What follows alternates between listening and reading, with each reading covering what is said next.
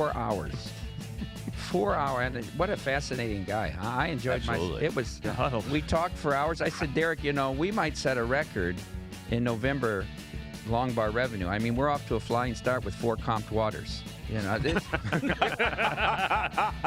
He's going to let me read his new book, the first copy, before he puts it out.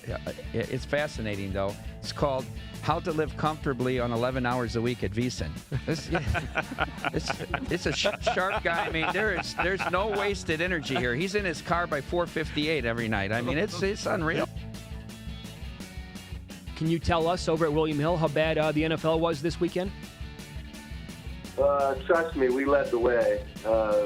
Yeah, it was just a bad Sunday. The scary thing is we had a miracle game last night, so there was a ton of liability going to the Cowboys, but the Titans came through, so helped soften the blow. But yeah, Sunday was the worst Sunday. Well, it was the worst day period in the calendar year 2018. That's for sure. Okay. Did the Sunday night game have any impact on how the day was going to go, or was it both teams are so public friendly that it didn't matter which the result was going to be anyway? That's correct. New England was worse than Green Bay, but Green Bay was still a big loser. Going under saved a little, and the spread going 14 helped kill some Green Bay teasers. Yeah, but at that point, the damage had been done. What was worse early, the Bears or the Chiefs? Oh, by far the Chiefs. I mean, The Chiefs drew so much money. It was silly. I mean, the public had won the week before, and the handle Sunday was through the roof for whatever reason. I'm assuming just because they had extra money, but it was crazy handle on Sunday, and it was we got those bye weeks, it's short, but the amount of money that rolled in on the Chiefs was frightening.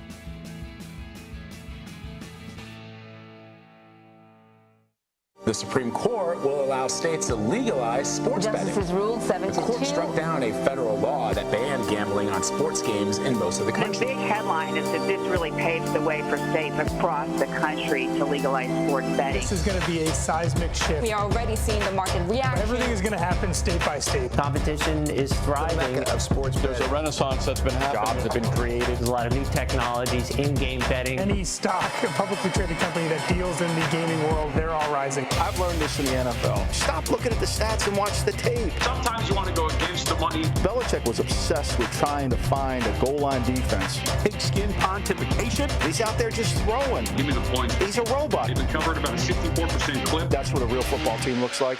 We're just seeing a revolution here. Live from the new epicenter of East Coast sports betting, from the Ocean Resort Casino and the William Hill Sportsbook in Atlantic City, New Jersey, it's Betting Across America, your new go-to destination for everything sports betting. It's VSiN Coast to Coast. Here are your hosts, Michael Lombardi and Jonathan Von Tobel.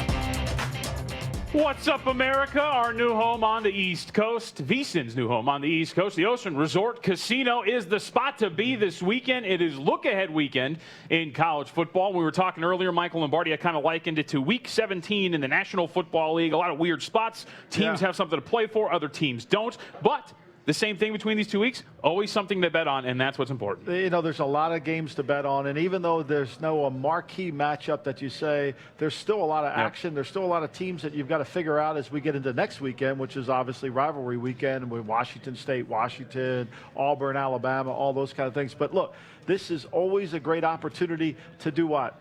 Make money. That's right. Okay. What do you say? Money be green. Money be green, man, and you got to make it. And I tell you right here, Johnny Peace, you've been on fire. I mean, Johnny Peace stealing your thunder a little bit because you're 4-1 last week. The Johns have it, yes. And Johnny Peace become when I used to go out, I go out, people say, I really enjoy your book. That stopped about 2 weeks ago. Now I get, hey, is that Johnny P guy for real? Yeah. Is that is that kind of like everybody's like infatuated. I mean, he's almost replaced Duffelbag Boy. By the way, where is Duffelbag Boy? Have we heard? Well, actually, there were some indications that Duffelbag Boy may have packed up his duffel bag and called it quits. Essentially, Patrick Everson at Covers.com, who does a great job, reported earlier in the week. And actually, if you sign up for the VSiN newsletter, VSiN.com/subscribe, you want to go there because you get updates every single day in your mailbox, in your inbox. Good point.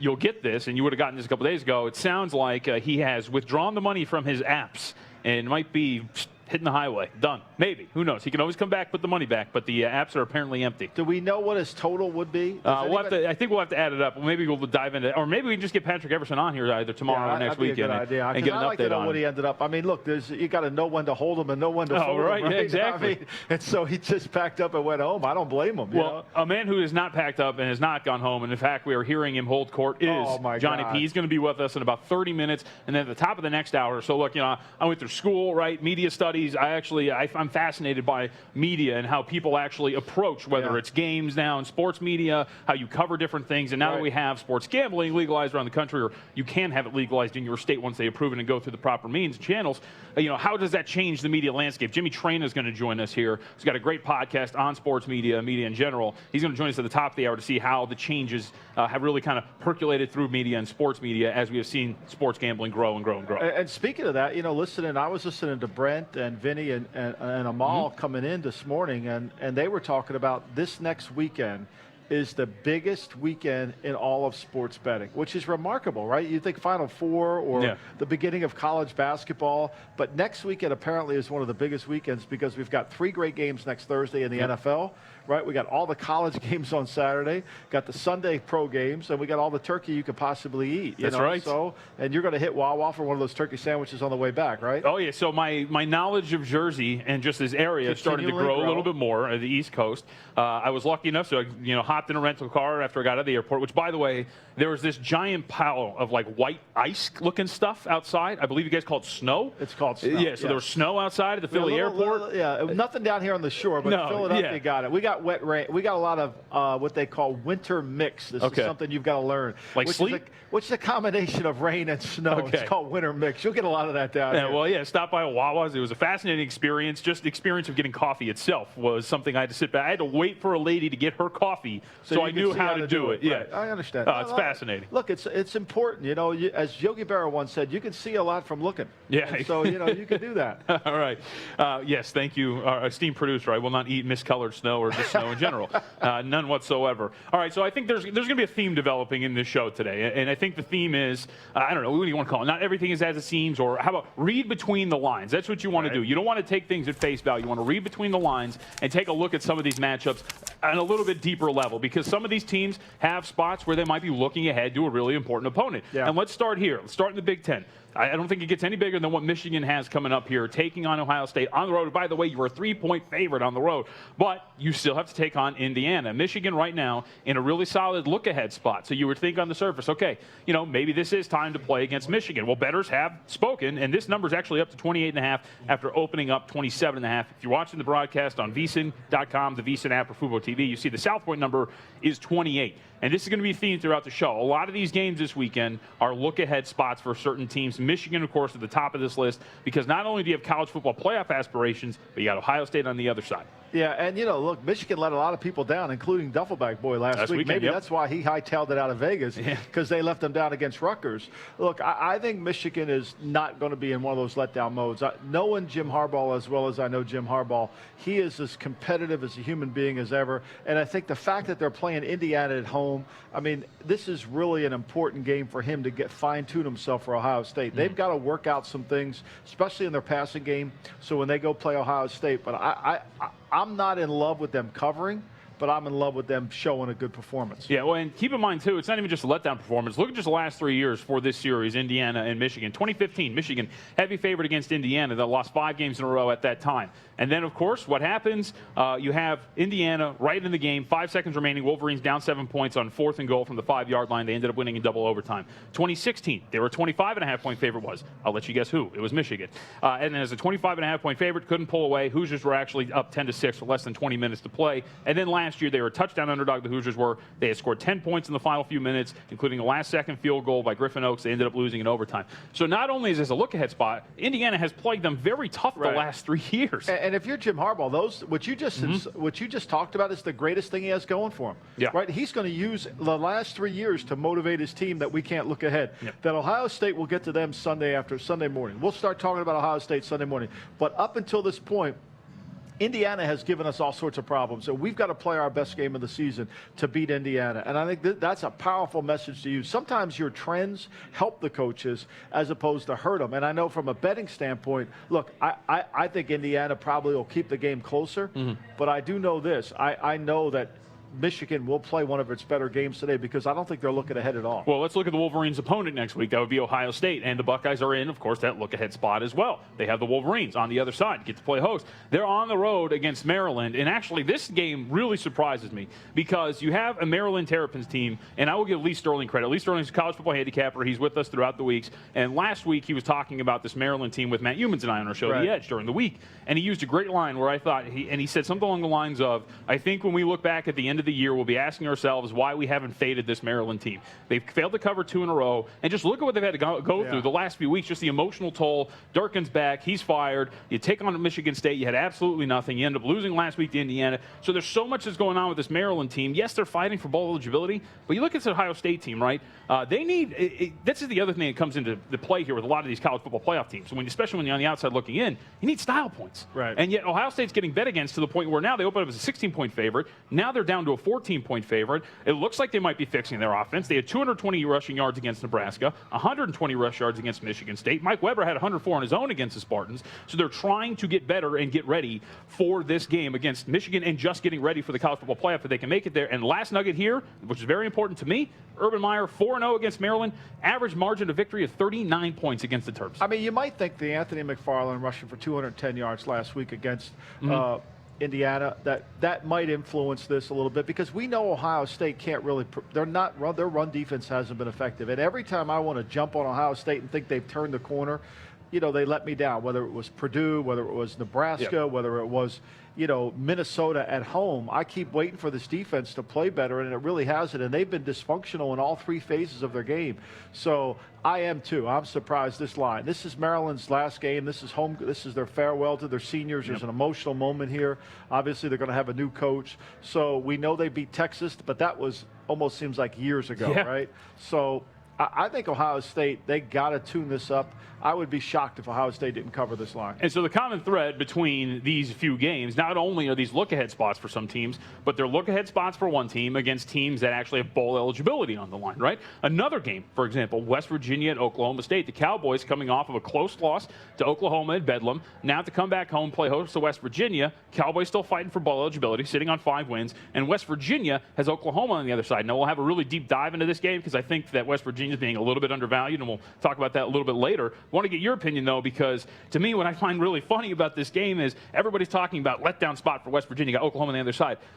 By my count, losing on the road by 1 point as a 21-point dog to your rival in state, then have to come back and take on a ranked West Virginia team fighting for a college football playoff spot, that looks like a pretty big letdown to be, too. Well, I don't know. I think there's a lot of momentum to gain from that. I think there's a lot of momentum that Mike Gundy can gain from that. And Cornelius, they played well offensively. I think that there's a lot of things going for you if you're Oklahoma State. I could see the action going towards Oklahoma State. You're going to talk about later in the show. Oklahoma State moves the ball on everybody. They're really good on offense. And last week they had the moment they were a 21-point dog, as you say. They had a chance to win that game there and couldn't quite do it. I would be nervous if I'm West Virginia. West Virginia always seems to have one of these moments on the road where, it's a slip. Could it be one here? Will Greer's going to have to play his best game of the year for me to beat this team. I think Oklahoma State's a really good football team. And initially the line move was towards Oklahoma State. Opened up 5, went to 4.5 briefly, but now you see the updated number. If you're watching the broadcast on VSiN.com, VSiN app, or Fubo TV, that is now 6.5 over at the South Point and 6 or 6.5 and a majority of other shots. This is going to be one of the fun games of the day today to watch. I think there's no doubt. One of the top games indeed. So let's take a look at, so those are situations where you have a team in a look-ahead spot versus a team that is fighting for bowl eligibility. Let's just take a look at some pure basic look-ahead spots later today. Washington taking on Oregon State. Now you have the perfect mix here where you have a lowly opponent. You have Washington laying upwards of 30 points against the Beavers. Which is remarkable. And on the other side, you have the Apple Cup taking on Washington State. So there's everything that mixes in there, and we can also talk about Washington State versus Arizona, because both of these teams, Washington State and Washington, are going to take each other on next week. And, of course, the division is on the line when these two teams meet next week. So how do you not look ahead past your two opponents? And I'll say this, and this is my running theory that I've been using the last couple of weeks, Washington State in general. Washington State is a team that has college football playoff aspirations. Washington State is barely inside of the top 10. If any team needs to be hyper-focused week to week and stack points on as much as possible, it is that Cougars team. Well, look, I think the Cougars know what they're up against. I mean, last year Tate had a great game against them and beat them. Right, hurt their season last year. They understand exactly what they're faced with, and I get the sense this is a home game for Washington State. I mean, Washington State, I like what Mike Leach said this week about, hey, we're not looking ahead of anybody. We're talking about Arizona. And he and Kevin Sumlin have always had this kind of friendship, relationship going back to their time when Sumlin was at Texas A&M and Mike was at Texas Tech. So they kind of know each other. I think this will be a close game. I think Washington State will play well today. I don't think Washington State looking ahead of anybody because Arizona last year really ruined their season for them. They're going to have to defend, and they know the back. J.J. Taylor, the running back for Arizona, I mean, they were head-to-head recruiting him, and they kind of passed on him. So they kind of know what's going on there. I like Washington State. There's something about this team, to me, that doesn't have that edge to it like they will fall off, like some Mike Leach teams have done in the past. Yeah, you mentioned 50-37, the final score last year against this Arizona team, so a revenge spot for Washington State on top of everything else because they need the style points. And let's just add this on because I think this is the underrated value of the Washington State Cougars is defensively they are a really solid team, a really solid team that doesn't get a lot of credit. Yeah, they don't. That's the thing. They don't get all the pressure. They don't understand that. People just look at what they do offensively and how effective they are, and I don't think they really see how good they play on defense. Yeah, all right, we're going to have plenty more to go here on Betting Across America. Johnny P is going to join us in about 15 minutes. I'm going to have a little bit of a deeper dive Do we on get this a band West to come in Virginia. here to introduce Johnny P? Something like that. I think roses are going to be thrown at this feet. So we'll talk about that with Johnny P. We'll have a lot more to get to here on Betting Across America. It's VSiN's new home on the East Coast, the Ocean Resort Casino. It's Betting Across America, your new weekend guide to everything sports betting. It's VSiN, coast to coast. You can listen to us on SiriusXM Channel 204. Watch us online at vsin.com and at Fubo TV. Andrews, the South Point Hotel Casino sportsbook director, kind enough to join us on the phone this morning. Chrissy, I leave you with this. I know you started by saying, hey, look, everybody's got their own problems. Let's not talk about mine. But could you just briefly, for those who don't know, briefly share why it is that we're having this blood drive on Monday here and why that is so personal to you, what you've been going through? Well, it is extremely personal to me. They were asking me, they were going through my records, how many transfusions have you had? Man, I don't know. I mean, it's got to be well over 20. Yeah, my wife's saying it's a lot more than that, so it is. But without them, I would be dead. And it's one of those things where the disease I have, I'm not producing enough red blood cells. So, so it is very personal to me. And it is one of those things, when I was a younger man, I used to go and donate blood myself until I discovered that I had, anemia, and I didn't really know the cause until about a year or so ago. But it's something that's really, really important, and you can see all the devastating fires and all the, just all the incidents that happen here in America and really around the world, that people need blood on occasion. And it's one of those things where, if you can come and donate, it's not that difficult to do. Usually you sit down in a chair. It takes, probably less than an hour, and they give you some orange juice and a couple cookies and that sort of thing. And it's not a horrible experience, and you're really doing something for your fellow man. And, and like I said, without it, I'd have been long gone, man. I really would have been. But, so it is something that means quite a bit to me. And if something were to happen where they ran out of blood for some reason or another, well, I'd be in pretty big trouble. I can tell you that. God forbid. November 19th, Monday, this coming Monday here at the South Point from 10 a.m. to 6 p.m. In the Brunswick Room. We will have a blood drive. Everybody can come in and donate blood. I know I will. Everybody here will. And for folks who are not in Vegas, www.redcross.org. You can click the Give Blood tab to learn where to donate near you. We hope you'll join us in honoring Chrissy and helping the more than 4.5 million Americans who need donated blood each and every year. Welcome back to Betting Across America, live from the Ocean Resort Casino in Atlantic City. If something happens in sports betting, we'll keep you informed. Now back to Michael Lombardi and Jonathan Von Tobel.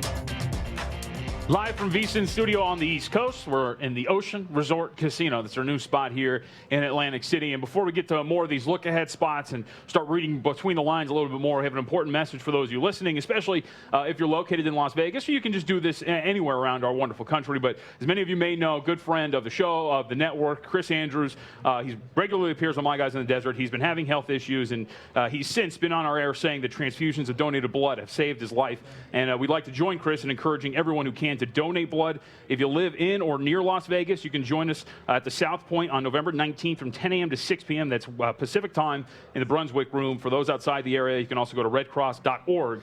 Click the Give Blood tab to learn where you can donate. But we hope you'll join us in honoring our friend Chris Andrews and helping more than 4.5 million Americans who donate blood or need donated blood each and every year. Chris is a great guy. Ever since I started at the network, a snot-nosed brat coming behind the counter and messing with them and asking for numbers.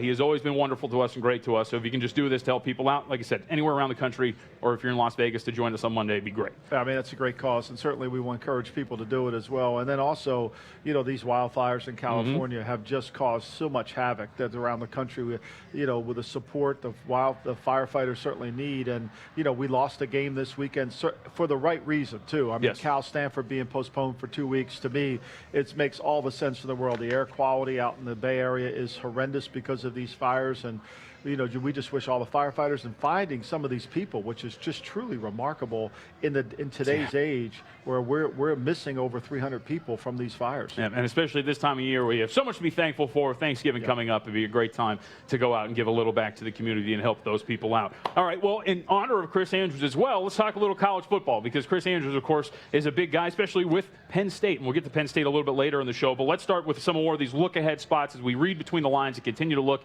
at some of these teams that might be falling into traps at some point this weekend. And we'll start with another Big Ten contest. That is Purdue taking on Wisconsin. Now, this game really intrigues me because I was talking about this with Wes Reynolds, one of our handicappers. You can follow him on Twitter at WesReynolds1. We were going back and forth on this about this on Twitter. So we have seen this line drop from the opening number of about 5.5 to Purdue -4. Now, Purdue's at home. Purdue's fighting for bowl eligibility. Wisconsin's probably going with a backup quarterback. So everything to me, I'm looking at this game and I'm thinking, am I missing an injury? Am I missing something? I'm scrolling through injury reports, reading articles. I can't find anything.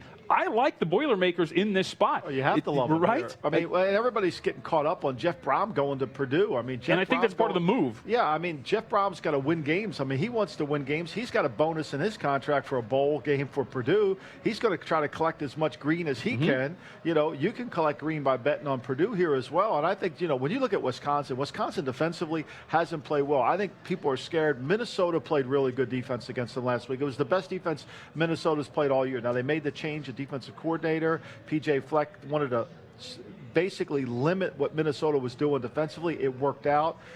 And I think it caught Purdue off guard. I don't think Purdue's going to get caught off guard this week. And I think Purdue, especially with Brom and all the noise around him about going to Louisville, I think they'll certainly settle in, and Blythe will have a good game. And let's just talk about this Wisconsin team for a second. So right now, by the way, total sitting at 53.5, opened up 52. So we're starting to see a little bit of upward movement on the total. But the Badgers, so they have 3 losses over the last 5 games. All right. In those losses, the offense has averaged just 13.3 points. But tell me if there's a common thread here in those 3 losses. At Michigan, at Northwestern, at Penn State. Those are all road games. Right. And they're on the road here against a Purdue team that, by the way, is in that spot of fighting for bowl eligibility. So if they win this game, they're bowl eligible. I mean, again, when you look at this, now granted, they're not coming off of the best performance, right? No. They have not been great. And that's why the line's reflected there. Against Minnesota, they right? They play bad against Minnesota. But I think, look, I think sometimes when a team changes what they do, Minnesota changed their defensive schemes a little bit. And if you're not prepared, in pro football it happens all the time, you know, but you can adjust in pro football because you have enough offense to get to it and then change. In college, if it doesn't go the way you practiced it, you don't have enough time to really kind of make significant adjustments. You can make some, but you can't. And I think with Brom having a full week to prepare for the Wisconsin defense, I think Jim Leonard's defensive talent level is way down this year than it was. I mean, it's really going to rely on Jonathan Taylor. If Wisconsin can't make Taylor run the football, if they can't run the ball effectively, which is when you cited those road games, that's where they can't. When you can't run the ball, it's harder to run on the road because of crowd noise. Then it becomes problematic. Yeah, and granted, Purdue has a weakness. It's the secondary. Don't really want to count on a backup quarterback to test the weakness that is the secondary against the Boilers. I'm telling you something. The way Wisconsin throws the football by scheme and design, they don't scare anybody. I mean, let's face it, they don't scare anybody. They have a hard time completing a 10-yard curl. Yeah. So, until they improve that passing game, until they show sophistication, especially get a better player at quarterback, I think it's going to be hard. I like Purdue. Big Ten is really the focus in a lot of these look-ahead spots and a lot of these trap games. Minnesota and Northwestern is up next. Northwestern, absolutely nothing to play for. They're locked into the Big Ten title game, right? So they can't really better their position in the conference because they've already won their division. They're already bowl eligible. And now they're taking on Minnesota. And if you look here, we've seen a flip of favorites. Northwestern originally a short favorite, about 2, maybe 1.5, depending on where you looked at the number. Right now, Minnesota is a 3-point favorite. The total is 48, so we've seen a little bit of movement, upward movement, opened up 47 or 47.5. But I get why this line move has gone towards Minnesota. It's because Northwestern has nothing to play for. So if you got plus money, if you got plus the points with Minnesota, you're in a good spot. But right now, the value is completely seeped out of this line. And really, you're getting in on the party late if you're going to lay 3 points with Minnesota when you could have gotten them plus 2.5. Yeah, all those factors. Minnesota scores 43. They have 500 yards of offense last week. They explode, offensively, and then defensively, they played their best game in a long, long time at Minnesota. And so all those factors, but this notion that you have nothing to play for, I tend to disagree there. I think when you're Northwestern, you have everything to play. These kids are competitive. It's hard to tell a competitive player we have nothing to play for. Like week 17 of the NFL season, you basically take your guys out. This game, Northwestern wants to stay ranked. It's important for them to stay ranked. I think the obstacle they face is on the road, having to deal with Minnesota. Minnesota's got some sense of confidence, beat a good Purdue team handily, and that's why I think that the number has flipped. And I'm not sure how good Northwestern is, especially when they travel away from Chicago. That's a good point. So this next one, this is in the ACC, and we're not going to spend a lot of time on this because our boy Johnny P, I think, has his fingerprints all over this one. But it is a fascinating scenario because you have Wake Forest taking on Pitt. Wake Forest fighting for bowl eligibility. However, their opponent, the Panthers, which, by the way, are one of the hottest teams against the number, they have won 3 in a row, 4-5, and are 5-0 against the spread over that 5-game stretch. Pittsburgh is now a 5.5-point favorite. They can win the ACC Coastal Division by beating Wake Forest and get a spot in the ACC title game, which, by the way, speaks to how weak the ACC is at this point, considering that 6-4 Pitt is on the verge of becoming a participant in the ACC title game. So this is an odd situation where you have one team fighting for bowl eligibility, but you have the other with the all-important task of winning the division and making it into the conference title game. Yeah, I don't know what to make of this ACC. I think Clemson is significantly above the class, right? Because some of these teams in the ACC, Pitt gets smoked by Penn State earlier in the year. Central Florida beats them handily, and then they turn around and they play really good against Virginia. How good is Virginia? There's so many of these teams you don't get a real handle on. Georgia Tech's kind of the anomaly because Georgia Tech's offense is so hard to defend. So for me, look, I think Pitt's good. I'm not buying Syracuse either. I want you to know that. I don't think Syracuse will have a tough time today. Yeah. I think that's reality. I think the ACC's value is overvalued. And I think that this game here, I like Pitt. I think it'll be a close game, though. Wake Forest is better at home than they are on the road. And I just think that, to me, I'm not in love with Pitt. I think Pitt's a good team. I think it was a great win in Virginia. I just don't know if they have enough to be able to match it with Wake Forest. All right, does Tennessee then have enough to slow down Missouri in this spot here? Love this game. Volunteers back at home again. Remember, they got the outright win last week against Kentucky. They've allowed 10 points over the last 2 weeks. Defense has been kind of humming along here, although last 2 opponents, Charlotte, not exactly an offensive powerhouse, and Kentucky, who can be a little lopsided. Yeah, exactly. We talked about it. Yep. But Tennessee now catching 6.5 points against Missouri. Volunteers, again, one of these teams fighting for a spot in terms of bowl eligibility. Missouri already has that designation. They need a 6 win. The Volunteers do. Do they get it here? Catching 6.5 points, and of course, they get the outright win. You get plus 210 on the money line, but we just want to know, can they stay within 6.5 points? Well, I like Drew Lock here. I think Missouri can throw the football against Tennessee, and I think that's really been the problem. Tennessee can stop a one-dimensional team. Can they stop a two-dimensional team? I think Missouri's a value here. I think that even though they're on the road, and I know it's tough to play in Neyland Stadium and all 100,000 people and all that, but I think they can throw the football effectively. I'm not sure Tennessee is all the way back. I think Tennessee has made improvements with Pruitt. I think there's no doubt they're on the right track. They're having a great recruiting class as it appears to in this offseason. But I just think Missouri is a better team. I mean, remember, Missouri, you got to go back to that damn Kentucky game. How they lost that Kentucky game, I have no idea, right? And so I think Missouri can effectively throw the football today, even though they're on the road. All right, and they're going to have to snap a little bit of a trend here. Missouri 0-3 in SEC play against the number as a favorite this season. So, favorite on the road, you're going to have to snap that, laying essentially a touchdown on the road against Tennessee, who is playing a little bit better football at this point. Also, in the ACC, we have Miami, Florida taking on Virginia Tech. And this is another spot where you have a Miami team. Think about this. Miami, at this point of the season, is 5-5, fighting for bowl eligibility against Virginia Tech, who is in a complete slide. They're 0-3 in their last 3 games. And we have covered this many times. Miami now a 6.5-point favorite against the Hokies. Miami has lost 4 in a row, so something's got to give at this point. And I hate this Miami offense. This is one of those games where you just put the X through it, in my opinion. I don't want any part of either one of these teams. One's fighting for pride, the other's fighting for bowl eligibility. Which one wins out? I think both are bad teams. Yeah. I think when you're looking at bad teams, both are bad teams, right? Yep. Virginia Tech's not very good. And at least you can give Virginia Tech, if you're playing devil's advocate, injuries. All right, both sides of the ball, they went through a lot of injuries. Miami, I don't know what. Well, they don't have poor quarterback play, everything. Look, like John Madden says, when you have a lot of something, you got nothing. They don't have a quarterback. I mean, that's right. So they've been kidding themselves at quarterback all season, and I think that's cost them. For me, I'm with you. I stay away. These are 2 bad teams. If you're going to have to pick the game, go with the bad team at home. Don't go with the bad team on the road. All right, Texas Tech in the Big 12, also in one of these spots. Again, these are spots that we're going through here where you have a team needing one more win to reach bowl eligibility. So Texas Tech in this spot taking on Kansas State, and also Baylor taking on TCU. Those are 2 teams in the Big 12 that are fighting for bowl eligibility in 2 spots where maybe you can look to play. And again, you want to blindly play these spots, but these are ones that you have to find and fish out and kind of look and read between the lines and say, okay, this is what is on the line for some of these teams. I like Texas Tech. I think Texas Tech's a good football team. I think Texas Tech can move the ball. I think, Bowman was hurt last week, so that affected them. But, for the most part, they played Oklahoma as well as you can play them. This Kansas State team's not very good.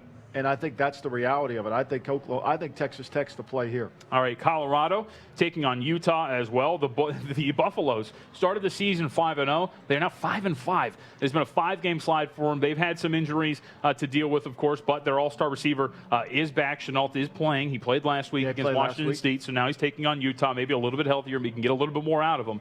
But Colorado fighting for bowl eligibility against a team in Utah that is still fighting for a spot in the Pac-12 title game as well. So this is a tough one because you have Utah, who can get to the title game, and Colorado, who still just wants a spot in a bowl game this year. I like Utah. I think Utah's defense will rise to the occasion. I think that Colorado's going to have a hard time moving the football effectively against Utah. I know Utah went down to Arizona State, didn't play as well as they needed to. I think Arizona State was a little undervalued. Arizona State played everybody close in the games they've lost. Yep. I like Utah here. Yeah, Arizona State, every single loss this year by 7 points. Less, right? They have been in every single game. All right, we're going to have plenty more to go here on Betting Across America. We have 90 minutes until we reach kickoff of the college football slate.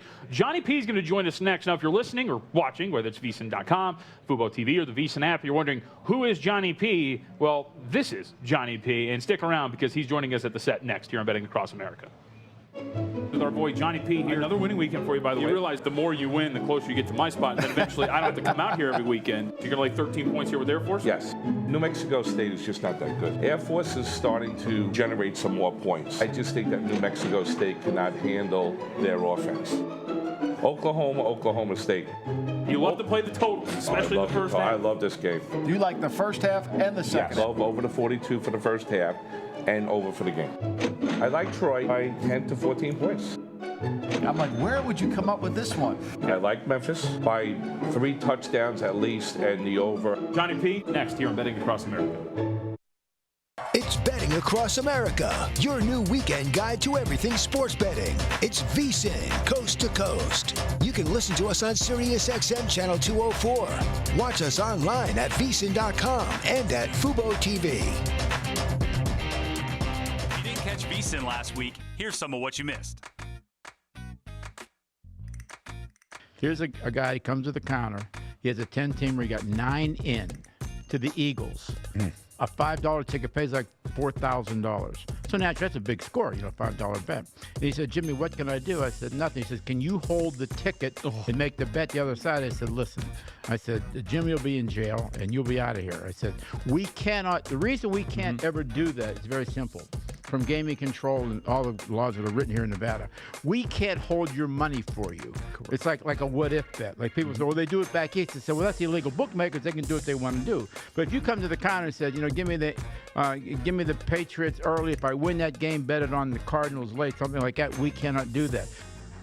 It's too bad you weren't living here at the time, because who knows what you would have walked away with. So years ago, my ex wins millions of dollars. Are you going to tell the story? Yeah. All right. Well, yeah, sure. All right. It works. And I fall asleep. She goes, I'm going to go gamble, get you some lunch, and we'll see what happens. I go, okay, I'll see you when you get home. And I fall asleep on the couch. It's a Friday. I wake up, I got 50 missed calls. 50. It's like, you won't believe this, I just won. Well, it's over $5 billion. We'll just leave it at that.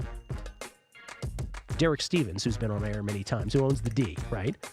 Well, if Derek Stevens is hedging something, my answer is probably going to be different than if the casual $20 bettor is hedging something. Right. Is this a life? In other words, hedging has become such a cottage industry by blowhards on Twitter. Like, oh, yes, how you hedge this? You got to do this. Do you really? Most of the time? Like, is this most of the time when people are asking, I'm like, do you really need to lock in $20 here? Maybe you do. I don't want to make a judgment about it. Maybe you do. If you do, my answer is different than if you're like, oh, yeah, I guess I could lose that $20. All right, John, let's get you out of here on this. Of course, we ask you every single time, what would you like to lock in before you get out of here? To lock it in. Last week I locked in the Broncos, and they were right there for the push, and their coach decided to play for a 51-yard field goal, John. Oh, Vance Joseph got awesome. you on that one. So what are you looking at today? You know what? Let me go with my Brownies, John. I'll go with the Brownies. They're plus 5.5 here. I think this line's crazy. Our look-ahead number on this game was Falcons -1. I think this number is an overreaction to the Falcons win last week and the Browns loss. I'll take the 5.5.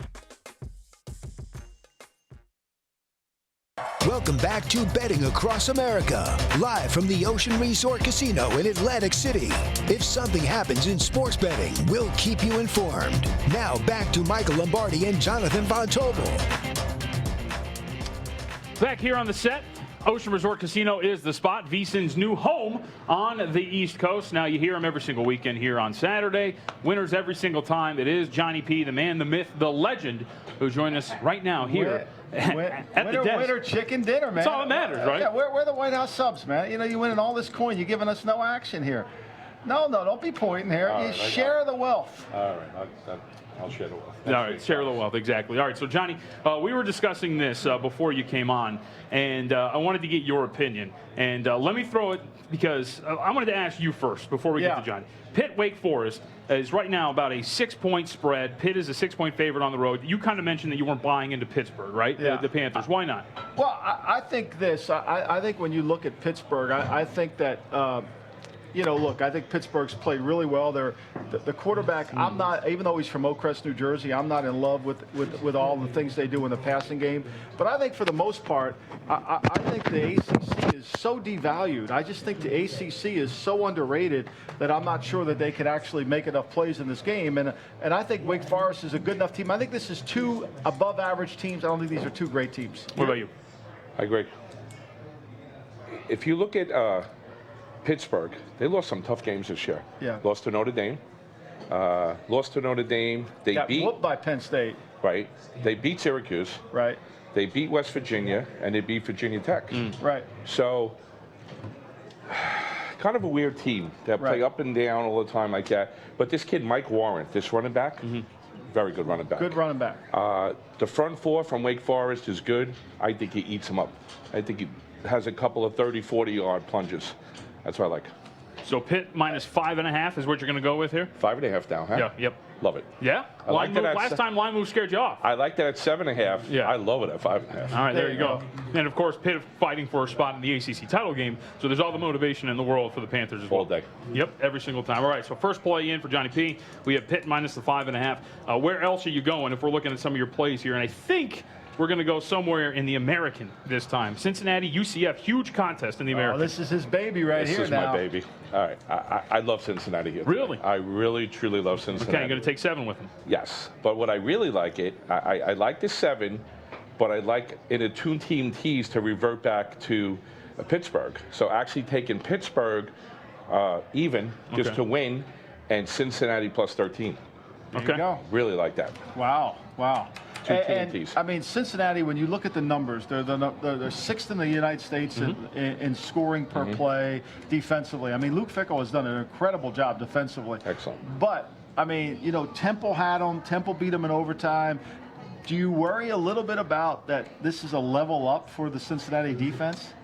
I think they're I'm not saying that they're full of themselves in a sense, but I think they're better than they think they're better than the Cincinnati's. They think they're the #1 team in the nation. Well, you're not. You're not in Alabama. Right. Stop. If they played Alabama in a neutral site, Alabama would beat them by 20. Yeah. Really. But they're a good team. I like Cincinnati. They're a scrappy. They're a blue-collar team.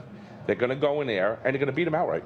Okay. There you go. I love it. Outright. I love the confidence in it. I love it. It's awesome. I will say, and I'm with you, I'm intrigued to see what Cincinnati brings to the table, because if you go over their schedule and the offenses that they have faced, haven't been the greatest offenses. Best offense they faced has been Ohio, and Ohio dropped over 30 points on them. Yes. So I am interested to see how they actually do match up with UCF. But it is going to be one of the better games later tonight. I mean, SMU took them to overtime too, you know, so you kind of wonder. Temple ran all out, Temple moved the football, but I think that they buy into it. I think they're a different team than when you start talking about some of these scores. Sometimes teams are different.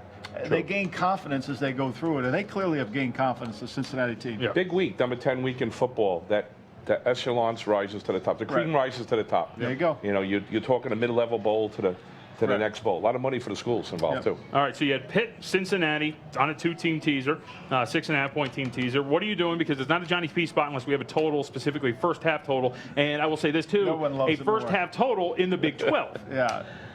West Virginia, Oklahoma. Okay. Oklahoma State, excuse me. Oklahoma State. 37.5, I believe now. Yep. In first half. Double check it for you. All day.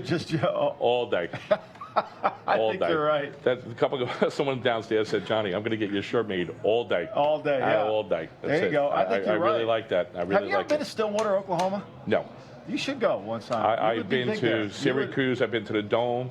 I've been to West Virginia. I think the way you pick these Big 12 games, I think you should definitely go to I think you should definitely go to one of these Big 12 schools and enjoy this offensive atmosphere that you get when you go to these games. Stillwater. You invite me? We'll go. Okay. We'll take John? You take JVT. I got to expand my horizons here a little bit. What do you think about the total for the entire game? Because I know sometimes you'll do this. You'll go first half over, total over. 73 is what it opened. It's now 74.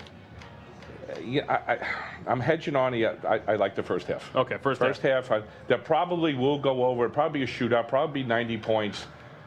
I'm going to do first half and a total. Okay, that's all you're giving the people listening. That's it. And who do you like in the game? Are you staying away from the game? I'm staying away from. I actually think Oklahoma State covers.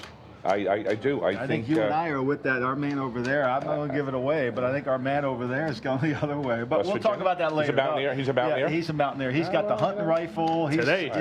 He's looking for that Texas T. That's what he's looking for. Maybe shooting with blank bullets over there. Exactly. I don't know. All right, now we have one more in college football from Johnny P. We're going to have a little potpourri at the end here, but we got one more first half play from you, and this one is in the ACC, right? Mm-hmm. What do you got?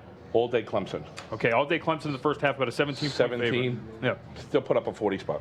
Yeah, you know, it's funny. Duke is always the team that can play. Cutcliffe does such a good job coaching this team that even when the level of talent is, let's say, just a little bit more, he can overcome it with his coaching.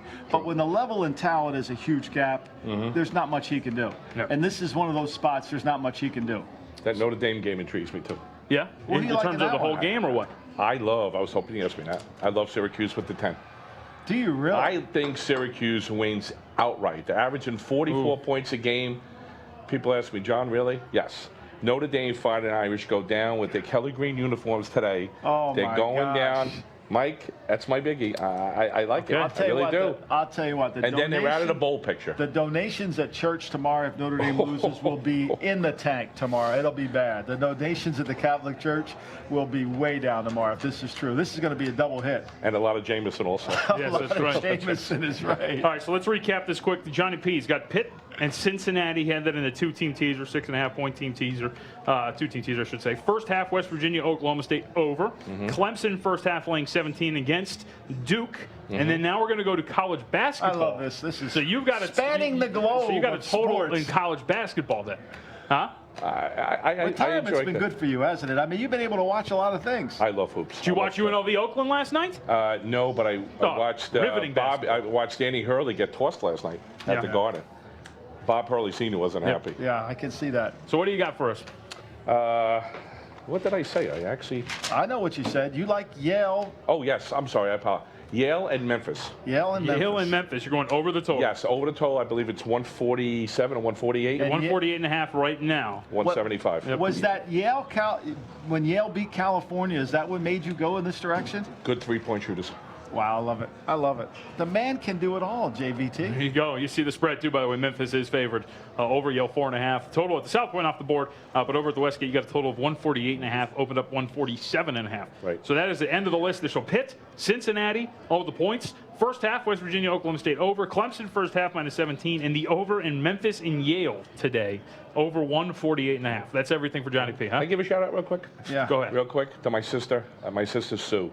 My biggest person. I love my sister. Yeah. I hope everybody has a good holiday, Thanksgiving, and to those firefighters out in California. No doubt. They're really risking all the poor souls that were lost. But hope you guys have a Thanksgiving. Great Thank Thanksgiving. you, Johnny P. We appreciate it. Good man, John. Thank you very much. Thank you guys. Only bet as much as you're willing to win. That's right. You got it. All right, so coming up next, you guys mentioned it, up against me with West Virginia. We're going to dive into the Mountaineer situation here on the other side for Betting Across America because I think this team is being criminally undervalued. He's a millennial. You can't change his mind, Johnny. Crash and burn. It's Betting Across America, your new weekend guide to everything sports betting. It's VSiN, coast to coast. You can listen to us on SiriusXM Channel 204. Watch us online at vsin.com and at Fubo TV.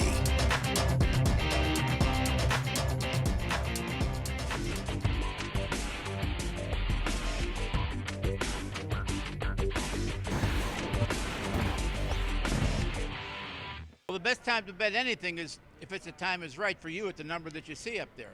Parlays and teasers take a little more explaining, so I would try to get to the window as soon as possible. I wouldn't wait to the end when you're in line and there's 10 people ahead of you, then get to the front and actually go through 3 or 4 or 5 parlays from 6 to 8 teamers. Teaser bets, be a little bit more careful with, only because if you cross key numbers there and you don't utilize it, you're just simply wasting your money. The parlays, like everything else, has been this way since the beginning of time. If you're looking to bet the favorites, you want to bet them early in the week because that's when the line will come out. 80% of the time, the games usually go up near the end of the week. So if you're looking to bet the underdog, I would suggest, this is not every time, but most of the time you'll find a better bargain for your bet at the plus side near the end of the week. So there's a couple of schools of thought here. The first school of thought is that you're better off not placing a parlay or a teaser altogether and just sticking to singles, because that's where the optimal value can be found. But what's the fun in that? We all love to bet parlays and bet teasers. It makes it betting more fun, betting more exciting. So the optimal time to be placing a parlay or a teaser is when you see a line that might be a little bit stale, or a line that hasn't moved as quickly as it needs to catch up with the market, because that's when you're going to create the optimal value for yourself as a bettor or a punter. When you look at parlays, sometimes it's hard enough just to pick one winner, let alone multiple winners. But I think if you like favorites, you want to bet early because you're afraid that number might start to go up a little bit. If you're going to bet underdogs, maybe you wait a little bit to see how high that number goes, maybe to create some value. I think you're looking at key numbers, too. If you like a certain team, if it goes beyond 3, maybe you like the underdog. Below 3, maybe you like the favorite. When it comes to teasers, a lot of times you're looking maybe to tease that favorite down, who's, say, a 6 or 7 point favorite, to maybe pick or actually getting a point or two. And if you like an underdog, again, you're looking at some of those key numbers where you could maybe get over that 3, over that 6, over 7, or over any key numbers to kind of create some value. Again, it's hard enough to pick one, but if you like multiple games, I think that's the best approach.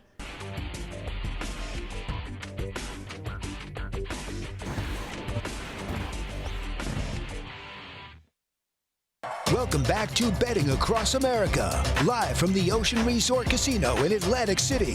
If something happens in sports betting, we'll keep you informed. Now back to Michael Lombardi and Jonathan Von Tobel.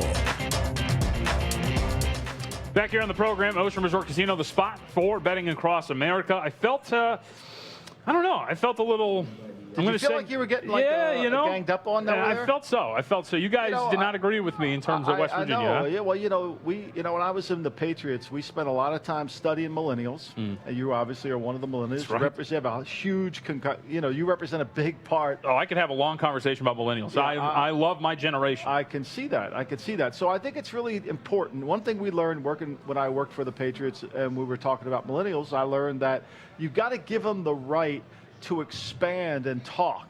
And, you get past the selfies, you get past all the other things, but there's a sense of expression that has to come out. And I think you deserve it here on the platform. I think you need to tell us exactly why. All right, so I'm going to get this off of my chest. I am going to what we call speak the truth here.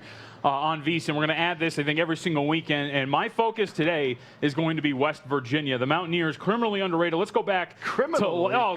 We got to go back to last weekend here, all right? Because West Virginia is taking on Oklahoma State, all right? Oklahoma State last weekend closes as a 21.5-point favorite in Norman for Bedlam against Oklahoma, okay? Right, or Oklahoma State, I should say. Right. That would make Oklahoma a 15.5-point favorite if this game was in Oklahoma State. Now, as you know, opened up West Virginia -5.5. So let's go with the opening number. Opening number last week was OU -18 in Stillwater, okay? That is a little bit more reasonable, okay? Right. You transition that to if Oklahoma had to play in Stillwater, they're a 12-point favorite then. Now that, you do the math, there's about a 6.5 to 7-point difference between West Virginia and Oklahoma on a neutral field. Confirmed that with John Murray over the weekend, who's going to join us tomorrow. To me, when I look at this team for Oklahoma, so we look ahead to next weekend, for example, that means Oklahoma is going to be a road favorite in the range of 4 points in Morgantown against this Mountaineers team. Okay, Oklahoma's probably one of the higher-rated teams in terms of bookmakers and odds makers. They really like this Oklahoma team. I'm going to ask you why, because this is what I'm reading off here. Scoring defense, 29.8 points per game, 83rd in the country. Total defense, 80th. Well, let's go with something with a little bit more meat on the bone. How about 64th in terms of yards per play? They have only forced 8 turnovers this year. This is all Oklahoma's defense, by the way. Oklahoma had to go to overtime with Army because they could not get the Black Knights off the field. And then you look at West Virginia, only 20 points per game allowed, 5.23 yards per carry. They have forced 16 turnovers this year. And their offense, yes, Oklahoma, stronger statistically.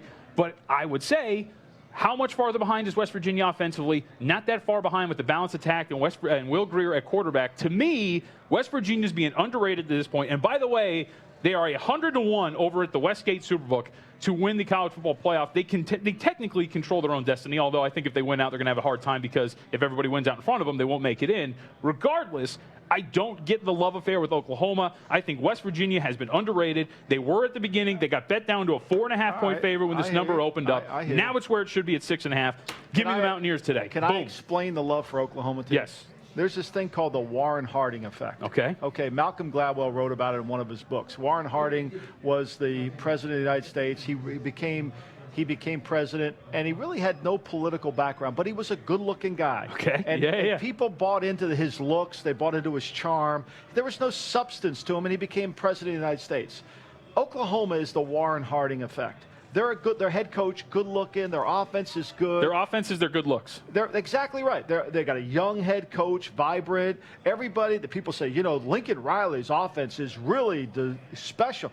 Lincoln Riley's offense, if it moves to the NFL, is going to have a lot of trouble because Lincoln Riley's offense is all about counter punches. It's all about running deception and then deception. And so you can't do that in the NFL. You've been doing it 1 week or 2 weeks. You can't do it in the NFL. Okay, just flat out. The protections, not NFL protections. But what happens is this love affair from the books, the sharps, bettors, all that, they fall in love with Oklahoma. This offense, this mystique. They do it every year. It's because Lincoln Riley, we got the College Game Day crew. You can't spend 5 minutes on the air before they start talking about Lincoln Riley and the Oklahoma offense. That's why Oklahoma, and meanwhile, West Virginia, is nothing like Dana Hogginson, is nothing like the Warren Harding effect, right? He's got he's kind of got the bad look, the hair greased back. There's nothing really popular. Kind of thin on top. A little thin on top, like all of us anyway. So I'm trying to explain it. That to me is why. And I think that steamrolls. Remember, I say this a lot too, is sometimes that things are elected, not necessarily selected. Guys become head coaches in the NFL because they're elected. The media gets behind them and they're electable. They're not really selected based on their merits. And a little bit of that is what happens in college football, too. There's a love affair going on that doesn't look. Oklahoma traveled, I know the game, the Red River Classic in Dallas. I mean, Texas, that was bad. That was terrible. Right. Texas scored 3 touchdowns on the exact same play in that game. Well, but that's okay because we got the Warren Harding effect going for Oklahoma. So, Oklahoma struggled. You talked about it last week, how that line was completely out of place, 21-point dogs to favorites to Oklahoma State. So there's this allure that goes with Oklahoma, and it's because Murray, the quarterback's so good, because they have such great Hollywood Brown. They've got such great receivers, D.D. Lamb. I mean, they've got some talent. But at the core of everything, their defense isn't any good. You can get rid of Stoops. Yep. But their defense still isn't any good. And there were thoughts of, after they fire Stoops, the 3-game stretch or the 2-game stretch, they only gave up 27 points to TCU. They only gave up 14 to K-State. Go through those teams again and go through their offensive numbers. Right. The defense wasn't fixed. And then you go, of course, to Texas Tech and Oklahoma State, where you give up over 90 points in back-to-back games, and you see what the real issue is with this team. And that's why I look at this. West Virginia plays some semblance of defense in the Big 12. They do. Now, they're nowhere near the level, statistically, of Iowa State. Right? Iowa State has been fantastic, and we can dive into that game, too. We can tie this in because Iowa State, West Virginia's lone loss, by the way, a top 20 team, by the way. Right. In Ames. Now, I think people don't understand when you play in Ames. I mean, I think what Matt Campbell has done an incredible job of at Iowa State is, first of all, that's a heavy field. It's not a typical Big 12 field. It's a very, very dense, thick grass field. And why does he have that field there? Because he knows he can't match the speed of the conference on a fast track. He doesn't want a fast track. Do you remember when the Pittsburgh Steelers had that crappy field at Heinz Field? Oh, yeah. And it was slow, and I used to say all the time. Bears at Soldier Field. Yeah, I mean, it's the same thing. Sometimes you can, as a home team, create a field condition that really makes it. The Patriots, the Colts complained about it for years. Yeah. Peyton Manning about how bad that field was. It slowed the game down. They played in the RCA Dome all those times, and then you have to go to New England. Okay, that's exactly what Iowa State does. Yeah. Iowa State's field is slow, it's muddy, it's a bad track, and they play great defense in situations. They don't let the ball get thrown over their head. Smart, right? They force you to play in the red zone, and then they can run the football. Now, David Montgomery's not going to play today, but they typically can run the ball, and their quarterback is he's an effective player for them. So, to me, I think that losing at Iowa State, really, if you're West Virginia, wasn't a bad loss because Iowa State's tough to play there. Well, and by the way, no Montgomery for the first half, so that affects this here. But you look at Iowa State, and this is the name that I think a lot of people should know if you've been watching Big 12 football and college football in general. Brock Purdy has been the quarterback for Iowa State. They're 5-0 straight up, 4-1 against the spread since he has taken over. He's thrown just 2 interceptions, not one since that win over West Virginia. Purdy has been a huge difference maker for this Iowa State team, and I mentioned it. He was the architect behind that West Virginia loss, right, or that West Virginia win. So he's been playing at a high level, and they're taking on Texas, who, by the way, and I brought this up a couple times, and I have the numbers for you. This season, they closed as a favorite 7 times, Texas has. They're 2-5 against the spread in that role. They're 2-0-1 against the spread as a dog. Yeah, and now Iowa State has to travel to Texas. Yep. Fast track, right? Okay. Little John, my man Humphreys, the big receiver. Great name, by the way. Oh, great name. I mean, they've got some skill at Texas. It's going to be really tough for them to match up. This is, to me, a tough spot for Iowa State. Iowa State last week against Baylor was able to convert third downs at a rapid pace in the first half. In the second half, when they couldn't do it, Baylor's throwing the ball in the end zone for a chance to win that tie that game. So I think, to me, this is a really tough spot for Iowa State. I think Texas realizes how good Iowa State is, and Iowa State on the road, I'm a little hesitant about going for. So we're head-to-head in the Big 12 yet again, my friend. There we go. I do like the Cyclones in this spot here. Really? Yeah, catching 3 against Texas. Again, an unfavorable role for Texas, and we talk about defenses. That defense for the Longhorns, 114 points the last 3 games. Their offense has scored 117. You score 117 points over 3 games, and you can barely outscore your opponent by 3 points. It's the Big 12, though, JVT. Not very good. It's the Big 12. And the Iowa State's got the best defense in the Big 12, so we'll see what holds up, defense or offense, in the Big 12. All right, second hour betting across America coming at you next. Jimmy Train is going to join us on the other side. We'll have a little philosophy discussion about media and sports gambling. We have best bets as well. Don't go anywhere. Final hour, betting across America here on VSiN live from the East Coast. It's Betting Across America, your new weekend guide to everything sports betting. It's VSiN, coast to coast. You can listen to us on SiriusXM Channel 204. Watch us online at VSiN.com and at Fubo TV. As Uncle Brent always says, cash and tickets is what it's all about. And that's what every issue of Point Spread Weekly is about, too, because VSiN wants to make you a better handicapper. Not just today or tomorrow, not this week or next week, but for months and for years to come. And now is your time to subscribe. We have a special limited time offer. We're halfway through the football season, more than halfway through. You can get Point Spread Weekly and full access to everything we do for just $99 through the Super Bowl. It includes our 24/7 live video, replays of our shows, our special guides, plus our online exclusives. This week's episode, 118 pages of Point Spread Weekly. Steve Makinen explains his 3 sets of strength ratings. Matt Humans has pro and college football games to watch. Dave Tooley takes on the weekend football schedule. Hoops Peterson is back. He'll talk about college basketball teams that will cover big spreads, NBA, NHL, NASCAR, CFL, golf, and more. The full package through the Super Bowl, $99. Go to VSiN.com/subscribe to find the package that makes sense for you. If you didn't catch VSiN last week, here's some of what you missed. Amal Shaw couldn't be here because he was last seen at the Long Bar downtown at the D. Tell us about that. Yeah, Thursday after we were on, Josh Towers and Amal showed up about 6 o'clock down there, and Josh hung out for an hour and a half. He was with a buddy. Amal was there 4 hours. 4 hours. And what a fascinating guy. Huh? I enjoyed we talked for hours. I said, Derek, we might set a record in November Long Bar revenue. I mean, we're off to a flying start with 4 comped waters. He's going to let me read his new book, the first copy, before he puts it out. It's fascinating, though. It's called How to Live Comfortably on 11 Hours a Week at VSiN. It's a sharp guy. I mean, there's no wasted energy here. He's in his car by 4:58 every night. I mean, it's unreal. Can you tell us over at William Hill how bad the NFL was this weekend?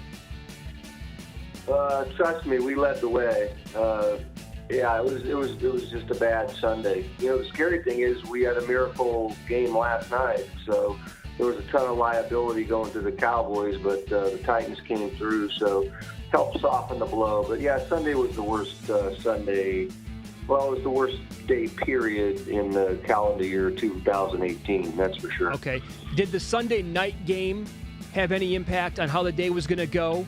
Or was it both teams are so, public friendly that it didn't matter which the result was going to be anyway? That's correct. New England was worse than Green Bay, but Green Bay was still a big loser. Going under saved a little, and the spread going 14 helped kill some Green Bay teasers. Yeah, but at that point, the damage had been done. What was worse early, the Bears or the Chiefs? By far the Chiefs. The Chiefs drew so much money. It was silly. The public had won the week before, and the handle Sunday was through the roof for whatever reason. I'm assuming just because they had extra money, but it was crazy handle on Sunday, and it was we got those bye weeks. It's short, but the amount of money that rolled in on the Chiefs was frightening.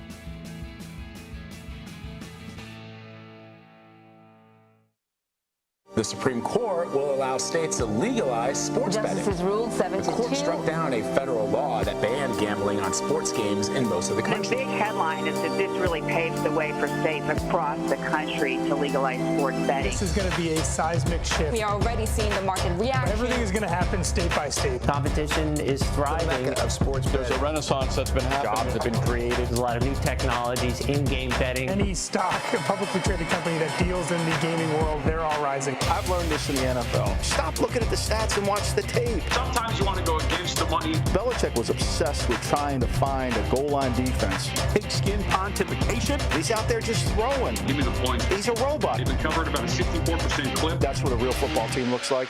We're just seeing a revolution here.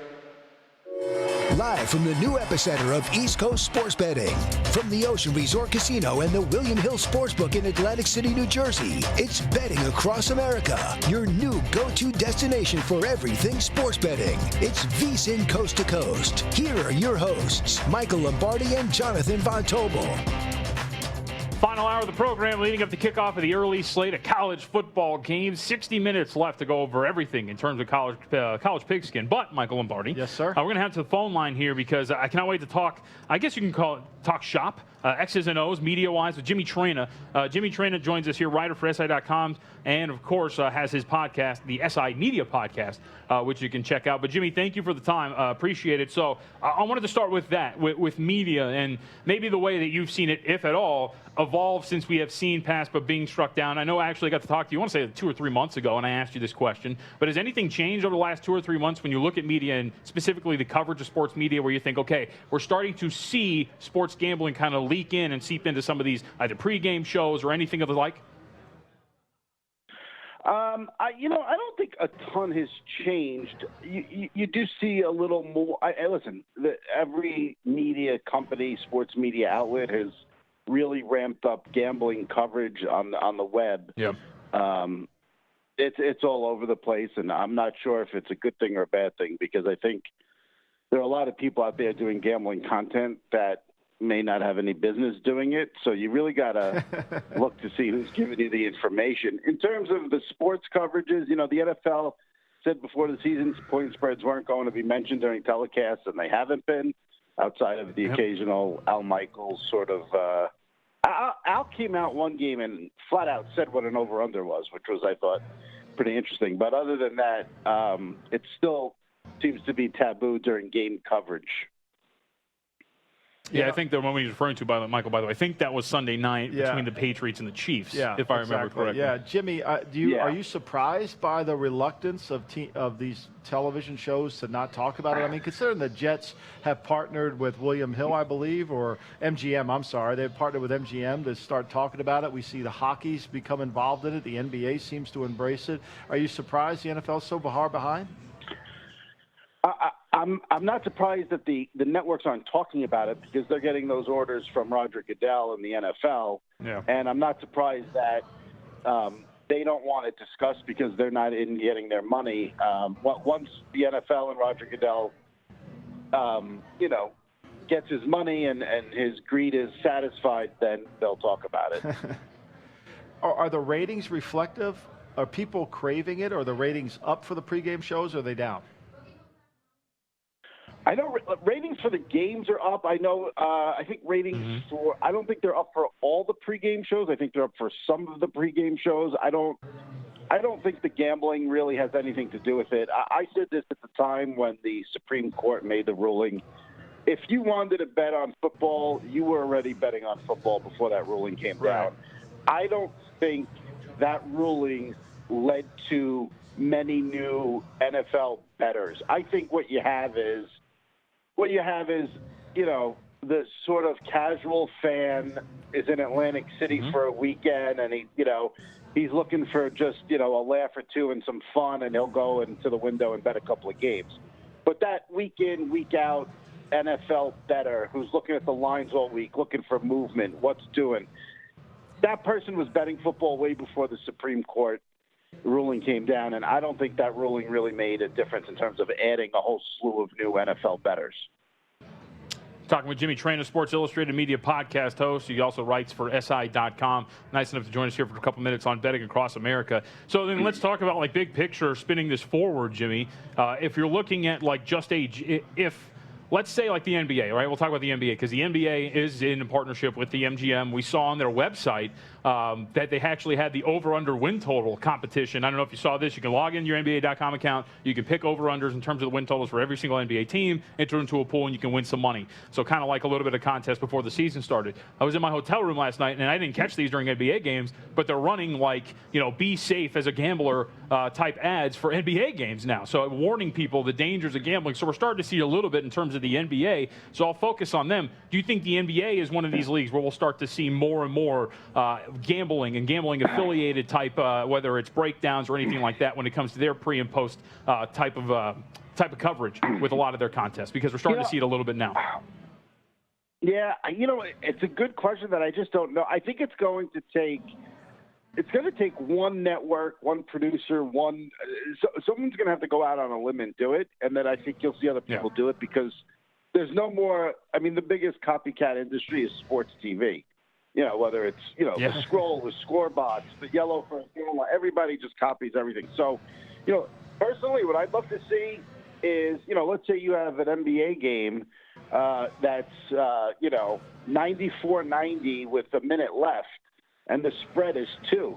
To me, there should be a graphic in that score box that says, Lakers minus 2.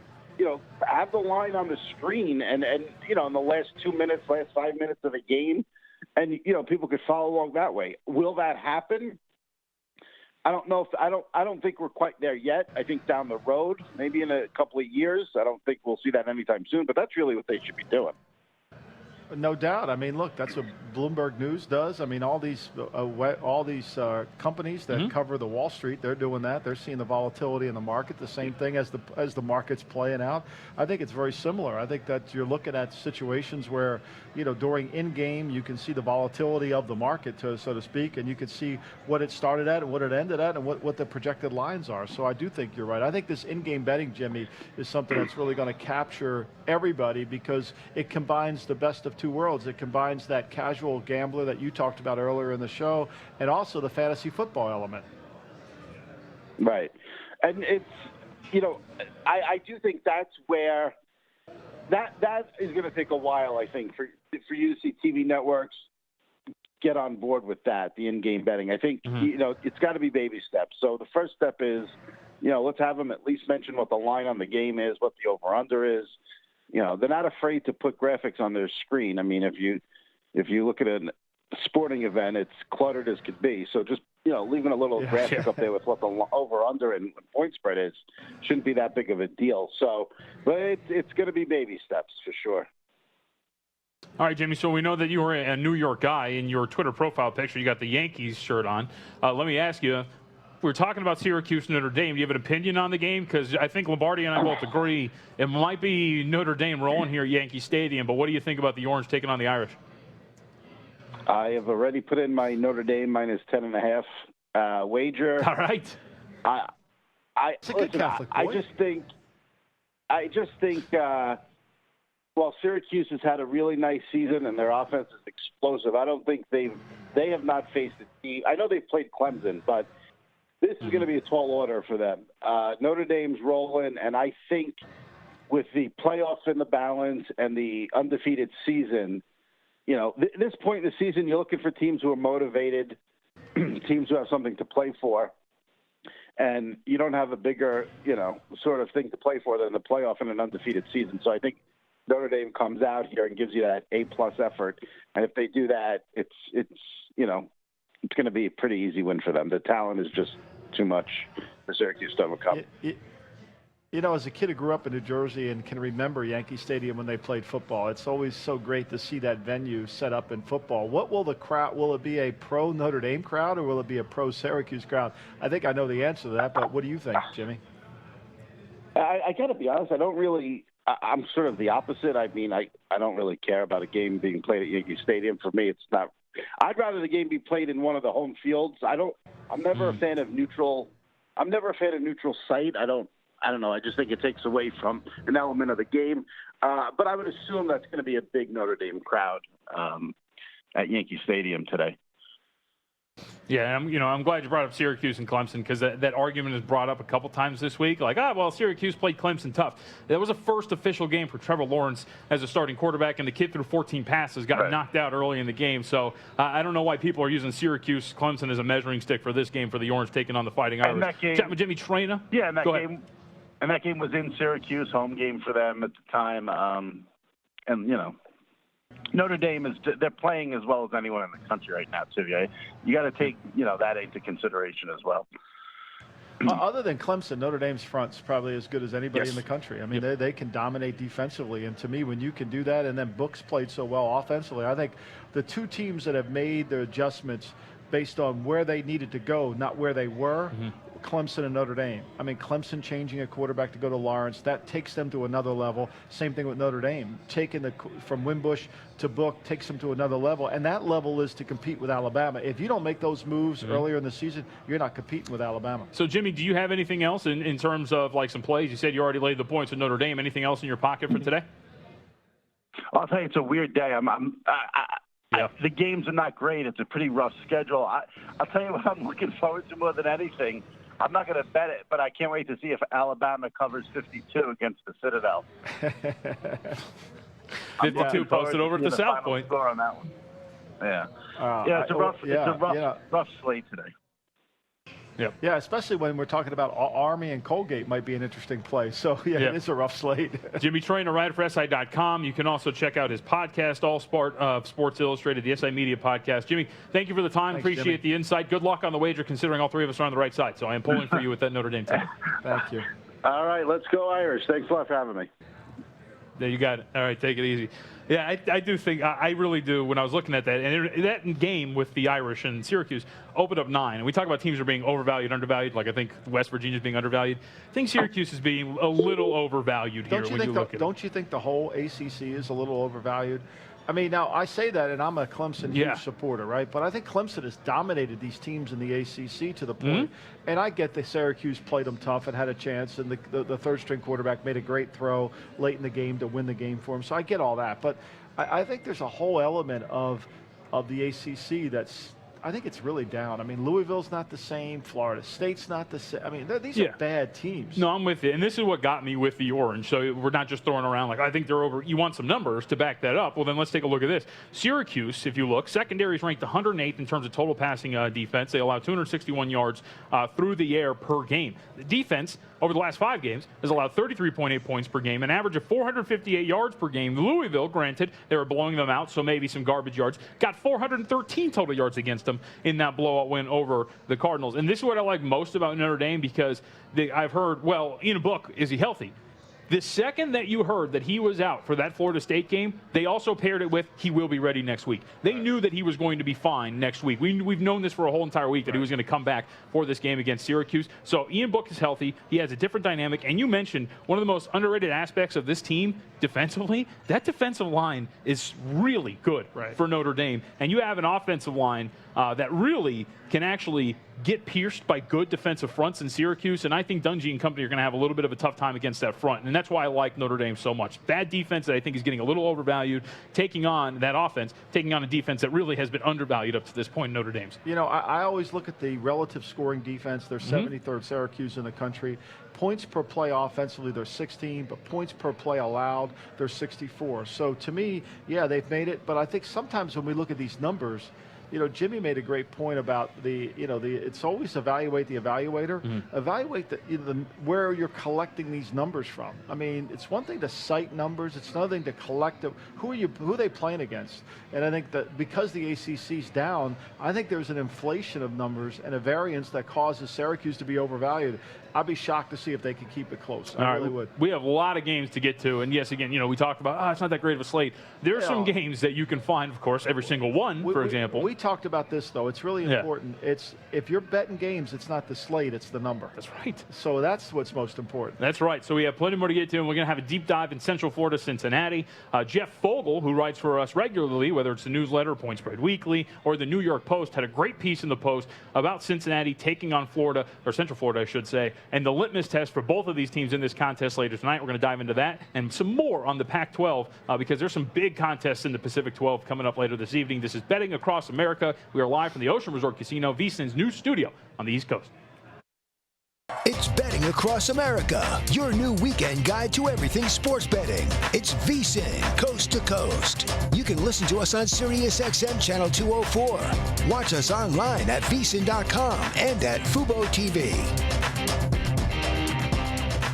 Andrews, the South Point Hotel Casino sportsbook director, kind enough to join us on the phone this morning. Chrissy, I leave you with this. I know you started by saying, "Hey, look, everybody's got their own problems. Let's not talk about mine." But could you just briefly, for those who don't know, briefly share why it is that we're having this blood drive on Monday here, and why that is so personal to you, what you've been going through? Well, it is extremely personal to me. You know, they were asking me, they were going through my records, how many transfusions have you had? Man, I don't know. I mean, it's got to be well over 20. Yeah, my wife's saying it's a lot more than that, you know, so it is. But without them, I would be dead. And it's one of those things where the disease I have, I'm not producing enough red blood cells. So, so it is very personal to me. And it is one of those things, when I was a younger man, I used to go and donate blood myself until I discovered that I had, anemia, and I didn't really know the cause until about a year or so ago. But it's something that's really, really important.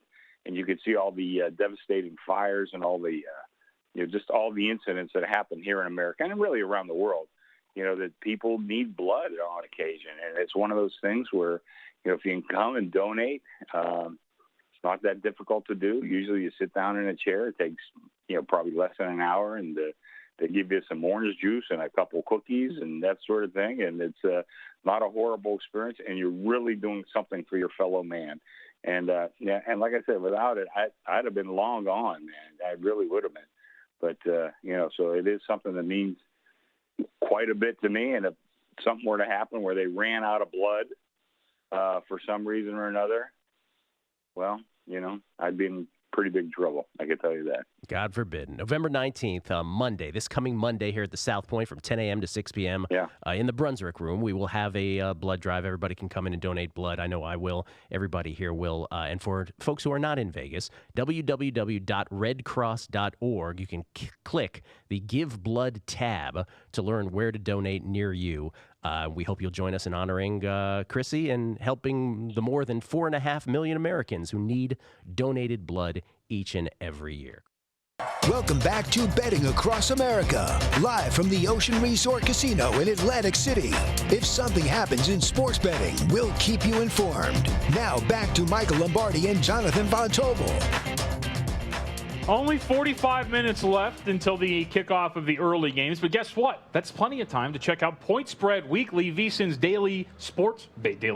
weekly sports betting magazine. You can check it out right now. Special introductory midseason price, $99. Our digital magazine from us here at VSiN has a ton of information, key stats, betting trends for college and pro matchups, exclusive analysis, 3 sets of power ratings for each sport, and the best college and NFL plays of the week from VSiN's on-air experts. Check it out, vsin.com/subscribe. Personally, I write for the NBA portion of our magazine. Oh, that's right, NBA, MMA, NHL, NASCAR, we got everything in that missive. So you definitely want to check it out at vsin.com/subscribe. And if you're not a subscriber, $99 is the package that you want to check out. It includes everything that we do here at VSiN, including the video package. So you can watch and check out our beautiful faces because we are live from the Ocean Resort Casino. Now, I also did write last night a small little play for the New York Post NBA play today. Yeah. Clippers taking on the Brooklyn Nets. Back end of a back-to-back. Nets actually played well yesterday, which I think plays into my favor here. Took out the Washington Wizards. They're without their best player. Everybody's taking out the Washington Wizards. But Karis LeVert's not playing for them anymore. The offense is completely different. Clippers top 10 in offensive and defensive efficiency. Haven't played for a couple days.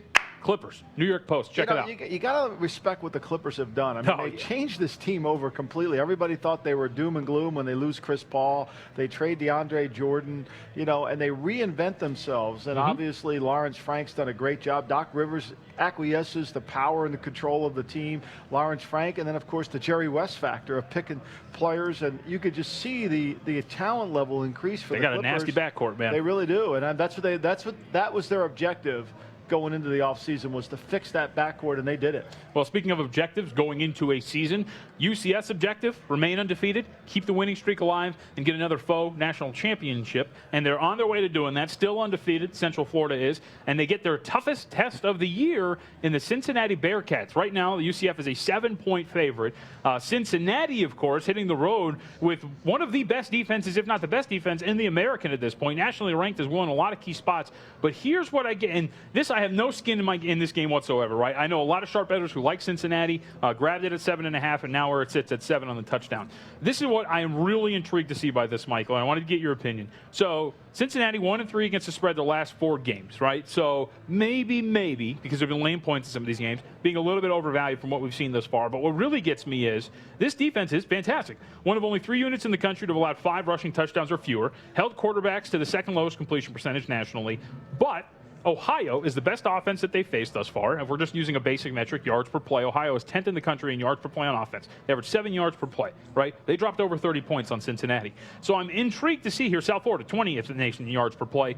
Scored 23, not the greatest offensive output for a South Florida team that's sliding, right? But I'm intrigued to see when you face an offense of this level, like UCF, Is that defense real? Are these numbers that you put up against weak offenses the real deal, or is UCF going to be able to take advantage here? And I cannot wait to watch this game tonight. I think it's a fascinating question, especially considering that they've improved. I mean, when we start look back at numbers, I mean, obviously Maryland beats Texas. Maryland hasn't improved from that to this point here. So there's certain games that you go through. But look, Cincinnati's relative scoring defense is 6th in the country. I mean, those are numbers that they're putting up against, obviously not the greatest. It's not in the Southeast Conference, but they're still reflective of those numbers. And I think the challenge is going to be, can they play less of their defense? I mean, if they're on the field for 32, 33 minutes, no matter how good you are on defense, you'll wear down. Yep. And I think that's going to be, they got to get something out of their offense. Luke Fickell's got to find a way to get this to where his offense can at least have a balanced sense where at the end of the day, it's 30 minutes for each side of the ball. And let's take a look at the history in this series. The Golden Knights, who, by the way, 22-12-1 against the spread since 2016. So they've been covering numbers. And so let's get into that, because in this series against Cincinnati, not only have they won and covered against the Bearcats in each of the last 2 years, Michael, but they have beat the spread. Not winning the game. They have beat the spread against Cincinnati by an average margin of 11.75 points. So essentially they have covered the spread by 12 points against Cincinnati in their last 2 contests. It hasn't been close. I mean, this is going to be one of those games you got to get through the first quarter for Cincinnati. I mean, because there's going to be so much emotion down there. I mean, it's one of the largest schools in the country. They have 50,000 people go to school there. It's mostly all commuters. And so when they can this is going to be a festive, loud, emotional type situation, which is going to really certainly play into Central Florida's favor. And I think the quarterback for Central Florida, is so diverse. He can do so many different things, beat you with his feet, beat you with this offense is tough. It's going to challenge Cincinnati in every aspect of the game. And I just think, to me, this is a critical first quarter. You get through it. You stay the game close. You got to find a way. Fickell's got to find a way to do something in the kicking game to really help them. Yeah, Josh Heupel's did a great job with this UCF team, so we'll see if they can keep it up later today against the Bearcats. That is a night game, 8 p.m. Eastern time is when we kick off here between the Knights and the Bearcats. So what else on your radar? What are you looking at later today? Well, you know, it's funny. I always kind of go through it, and it's not. I'm not going to hit you with the Colgate Army. I heard Mitch and Paulie this week talking total about 37. Yeah, Colgate Army, and I was like, I got to go look that up. You know, I got to go make sure I know what's going on in that game. But the game that interests me is Georgia Tech, Virginia. Okay. You know, because I think Virginia got beat by Pitt at home. That was a Thursday night game. Had rain, bad weather. Virginia's a good team. I don't know how great they are. They got 2 young players in their defensive front. They're going against the offense like Georgia Tech, which is so hard to get ready for. That I just think Georgia Tech is undervalued. I think Georgia Tech's a really good team. I think -5. They're playing at home. I think they're, when they play against somebody like Virginia, I think they can make the effort. I think they're going to cover the line. I leaned a little bit actually here towards Virginia taking the points. I really like this team defensively, and you kind of alluded to it. Like, the Cavs defensively are really good. So they've won 4 out of 5 games. They've only covered 3 over that stretch. But when I look at the Cavs, I think defensively is where they're going to do this. They're one of the better defenses in the country, 17th in terms of scoring and rushing. They only give up 130 yards per game on the ground. And this is a different offense to defend. And you're going to give up a lot of rush yards against Georgia Tech, obviously. But I think this Virginia team is so good defensively. And I know a lot of sharp bettors would grab 6 with Virginia too. But I like them defensively enough to where I think they can definitely stay within that number against Georgia Tech. And the other game I want to talk to you about is which really jumped off at me, and perhaps I kind of over-evaluated a little bit, but I don't understand how San Diego State loses to your alma mater at UNLV last week, and they're only, a 13-point dog here to Fresno State? Yeah, I mean, to me, that line doesn't seem right. So you look at some of them defensively, the San Diego Aztecs have been kind of like the same team, especially in conference play.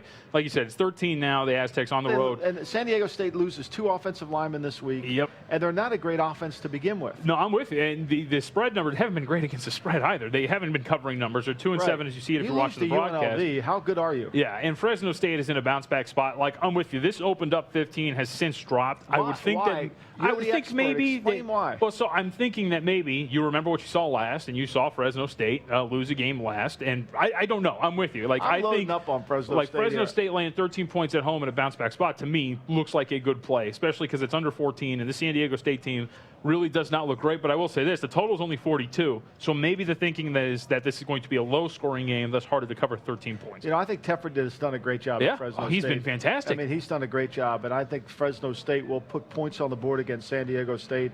I think Fresno State really goes after them. I think Fresno State dominates the game. What do you got? You're going to lay 13, huh? Yeah, I'm going to do it. Okay. I'm going to do Can it. I get you to do it? Here, I got my wallet right here. No, you know. I even got cash, too. Let me see. Well, I thought you spent it all at Wawa. No. I don't spend. I love how you have the Colts emblem on your wallet. That's really that is true.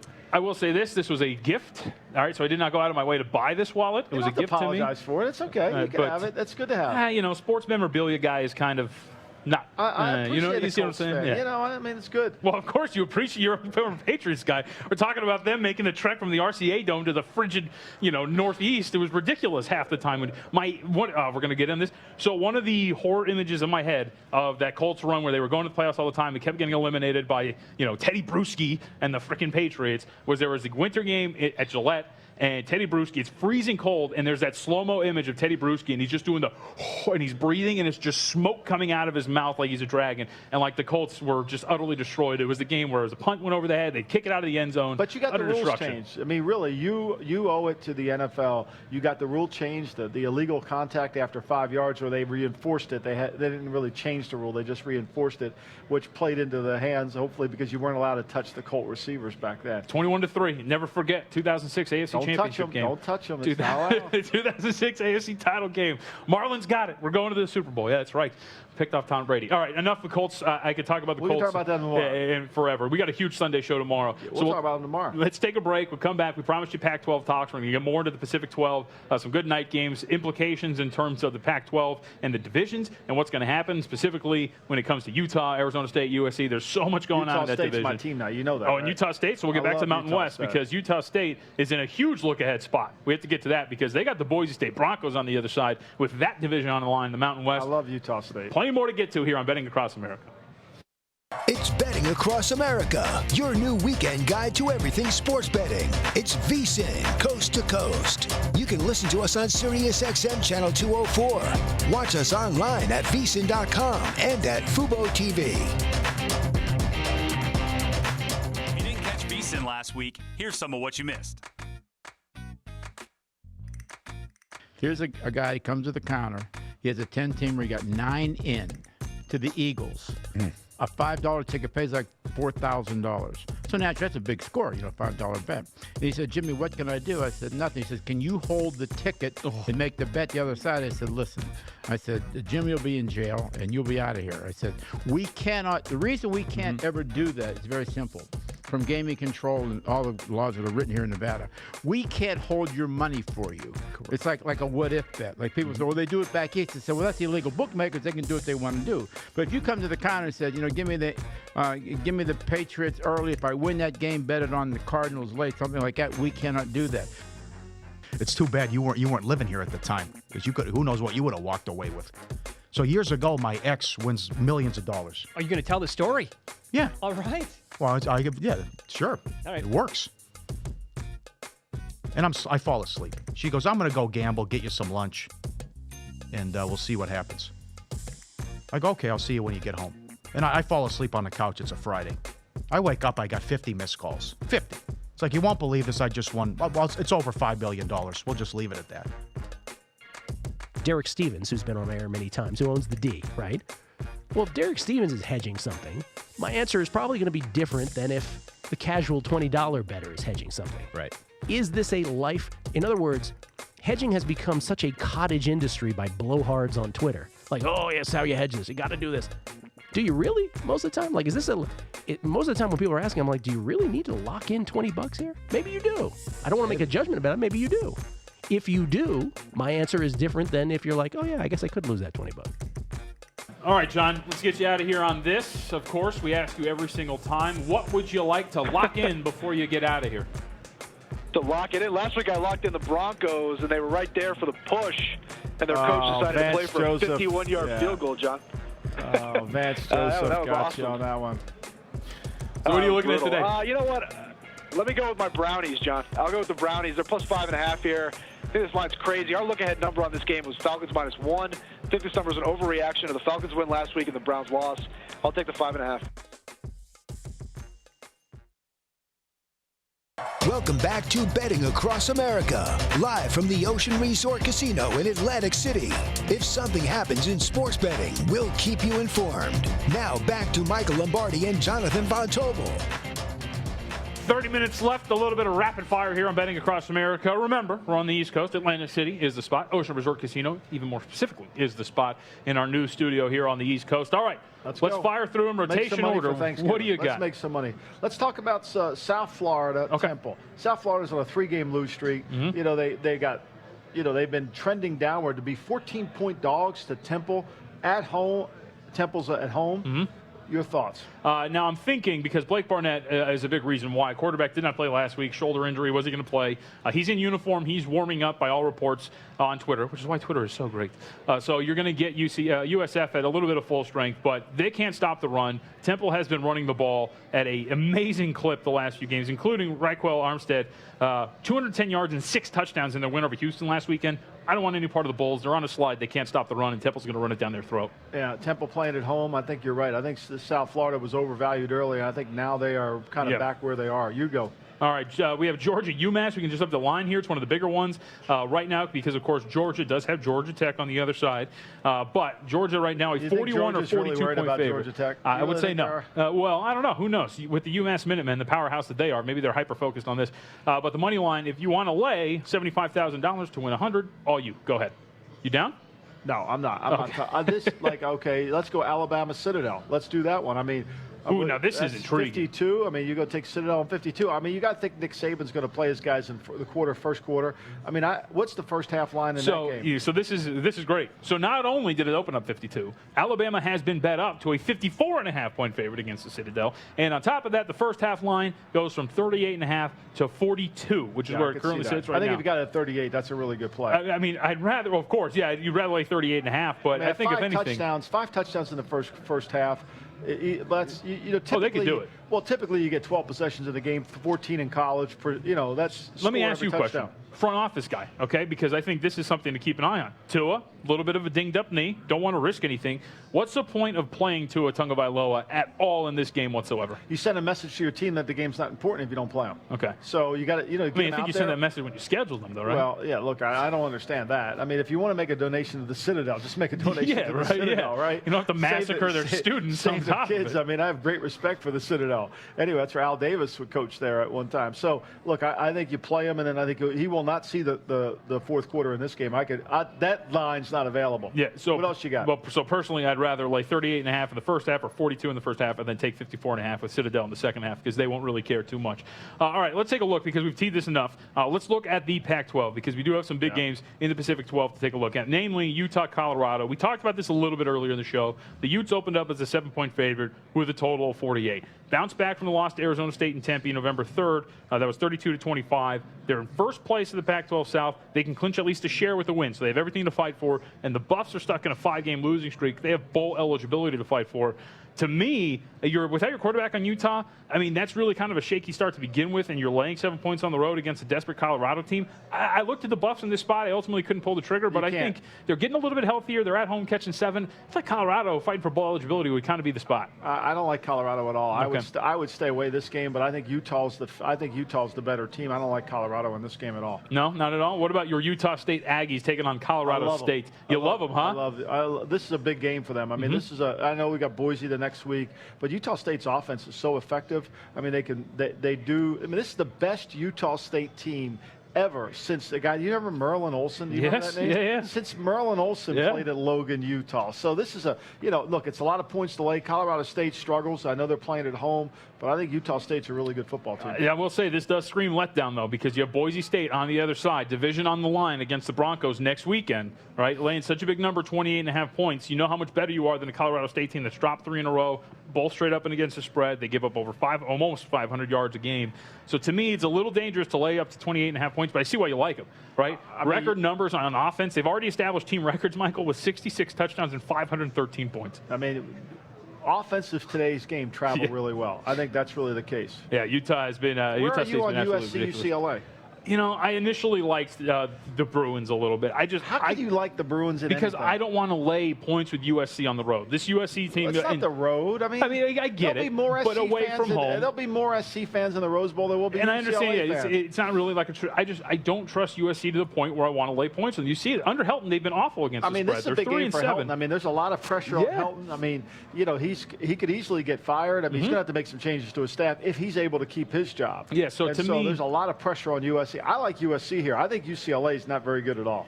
I mean, I could see that too, and this has been bouncing around. So it's 3 now. We saw this actually drop to about 2.5. I actually saw globally there was a 2.5 or a 2 posted earlier this week, but it's been sitting about USC 3, opened up 3.5 in some spots.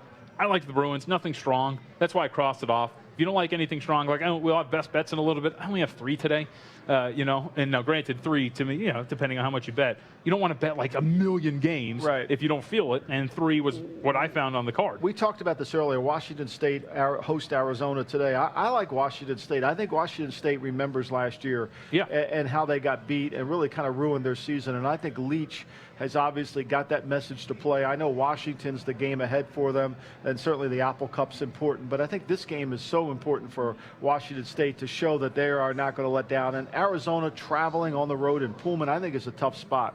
I like Washington State. Yeah, one of the better teams against the number Washington State is. You see it 7-1-1 against the spread if you're watching the broadcast on the app or Fubo TV or VSiN.com. And like you mentioned, minor revenge spot for the Cougs as well. So they have revenge on the mind. They have the college football playoff on the line. And this is when I look at teams like Washington State, when I look at teams like Ohio State, who generally don't really control their own destiny when it comes to the college football playoff, what do they need more than anything? They need to rack up points in a big way and look really dominant in a lot of these games. And I think this is a spot where if you can take advantage of an Arizona team that, you know, maybe even slightly overvalued considering that they have been, like they've looked a little bit better. Khalil Tate's still not really running the ball. They don't look like the team that everybody expected them to be coming into this year. And defensively, and we had brought this up in the first hour, but if you're just joining us, Washington State's really underrated defensively. They're 34th in the nation in terms of yards per play allowed, just 5.05. They have 13 turnovers gained this year. They average 3 sacks per contest. This front seven's really good. When you look at these numbers, I mean, the relative scoring defense throughout the country, they're ranked 41. That's pretty darn good for Washington State. They win with their defense. I mean, they're good in the conference, but they're really good nationally. I mean, points per offense, they're 25th in the United States, and they're 46 on defense. So to me, this is more than just Mike Leach and Minshaw's offense. This is really about a total team here. That's why I really like Washington State. And keep in mind, too, they went on the road to take on Colorado, a team that had scored 68 points, total in back-to-back games, 34 each, and they held them to 7 points at home. And they were getting healthier, too. So I like this defense a lot, and I think they're pretty underrated.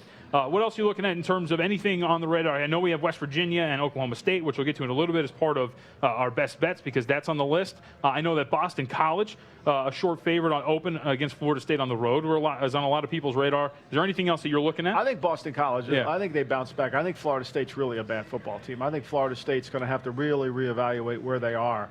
I think, obviously the situation, with Jimbo leaving. This is a new program. I think Jimbo kind of left the cupboard bare. Speaking of Jimbo, the game I really want to talk to you about is A&M, University of Alabama, Birmingham. I mean, how great of a job has this guy done at Alabama, Birmingham to bring this program back to life and to go down there, they're a 13-point dog. They lead the country in sacks. I mean, you could just read Jimbo Fisher's commentary this week about how good this Alabama-Birmingham team is defensively and how tough it's going to be for them. And I don't think A&M is that good of a man. Can he move the football effectively against them? I'm not sure. So UAB right now, if you look, you are right. Like one of the best front sevens. Like they can pressure the quarterback with the best of them. And I thought personally, like I picked them to represent their division in the CUSA title game. I didn't think it would be. On the back. Well, I didn't think they'd be this good though. I mean, they have been like you said. That front seven's been absolutely dominant in terms of pressuring opposing quarterbacks, and especially in this day and age of college football, where it's like not even 3-step drops. It's shotgun, get it out quick screens, like you said. Passing game is an extension of the run game. To average this many sacks and have a sack percentage like they do at this point is great. And I would think because Texas A&M hasn't been a great team on third down. No. Taking on a good team like this defensively, I would think I can see why it would be tempting to take these points with UAB in the spot against Texas A&M. And then finally, can we talk about the one game? I'm a huge Army fan, right? Go ahead. I'm a huge Army. I love Army for a lot of reasons, right? I love Red Blake and the Black Knights and all that. But Colgate's 9-0. Yep. And when you look at the scores of Colgate, of what they've done this year, I think they've shut out 3 opponents. I mean, now I know they're playing in the Patriot League. They shut out 5 opponents. 5 opponents. Yeah. Okay, I apologize. I mean, they're playing in the Patriot League, you know, and so I get that. But, I mean, this is a tough spot for my Army Knights here. I think this is going to be – I mean, I give full credit to Paulie and Mitch because I listen to them in the morning, and I give full credit because I would have never even been this game on my radar. But to me, this is a fascinating game. Well, I will give you this. It's their 3rd straight road game, so maybe that plays into it here for Colgate. 3rd straight week on the road, so maybe that works against us. Bus tour, you know? Yeah, right, exactly. But I would say that Army, I don't know, man. Army's been great against the number. Do you know who Mark Van Eegen is? Mark Van Eegen? Yeah. Does not ring a bell. Okay, it was second round pick of the Raiders, one of the best backs in Colgate history. Okay. I mean, you know, Greg Minuski, the defensive coordinator, he's a Colgate alum. Mark Murphy from the Green Bay Packers, he's the president of the team, played free safety there at Colgate. So there's a lot of history there. Parcells and Colgate, I don't know about Parcells and Colgate. I'm not sure about that. Noah's saying Parcells and Colgate. Parcells a Wichita State guy. No, it's Wichita State. Uh-oh. Now, this is our friend Google is actually going to work this out. No, I think that's part of the problem. Oh, no. So we'll have an answer for that because, I don't know. Upon graduating from high school, Parcells arrived at Colgate University. As a freshman, he was offered a contract by the Philadelphia Phillies back in the day. But he didn't stay at Colgate. No, he did not, because you're right. His college was Wichita State. All right. We're going to have best bets, so we'll take our break, come back. We're going to break down our 3 best bets. Maybe we'll get a best bet out of Michael Lombardi, because I know he's got a couple that he's looking at later today. And we'll wrap it up here. We're about 15 minutes from kickoff of the early slate of college football. Stay with us here on Betting Across America. It's Betting Across America, your new weekend guide to everything sports betting. It's VSiN, coast to coast. You can listen to us on SiriusXM Channel 204. Watch us online at vsin.com and at Fubo TV.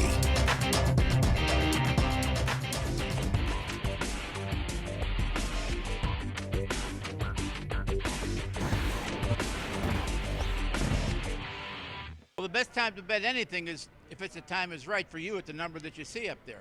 Parlays and teasers take a little more explaining, so I would try to get to the window as soon as possible.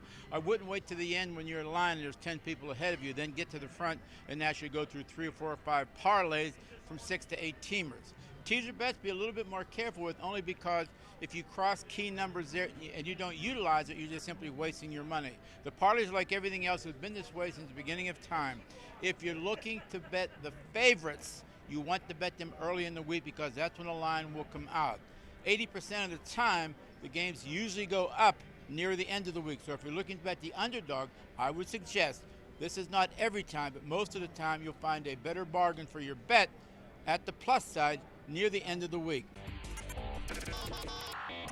So there's a couple of schools of thought here. The first school of thought is that you're better off not placing a parlay or a teaser altogether and just sticking to singles, because that's where the optimal value can be found. But what's the fun in that? We all love to bet parlays and bet teasers. It makes betting more fun, betting more exciting. So the optimal time to be placing a parlay or a teaser is when you see a line that might be a little bit stale, or a line that hasn't moved as quickly as it needs to catch up with the market, because that's when you're going to create the optimal value for yourself as a bettor or a punter.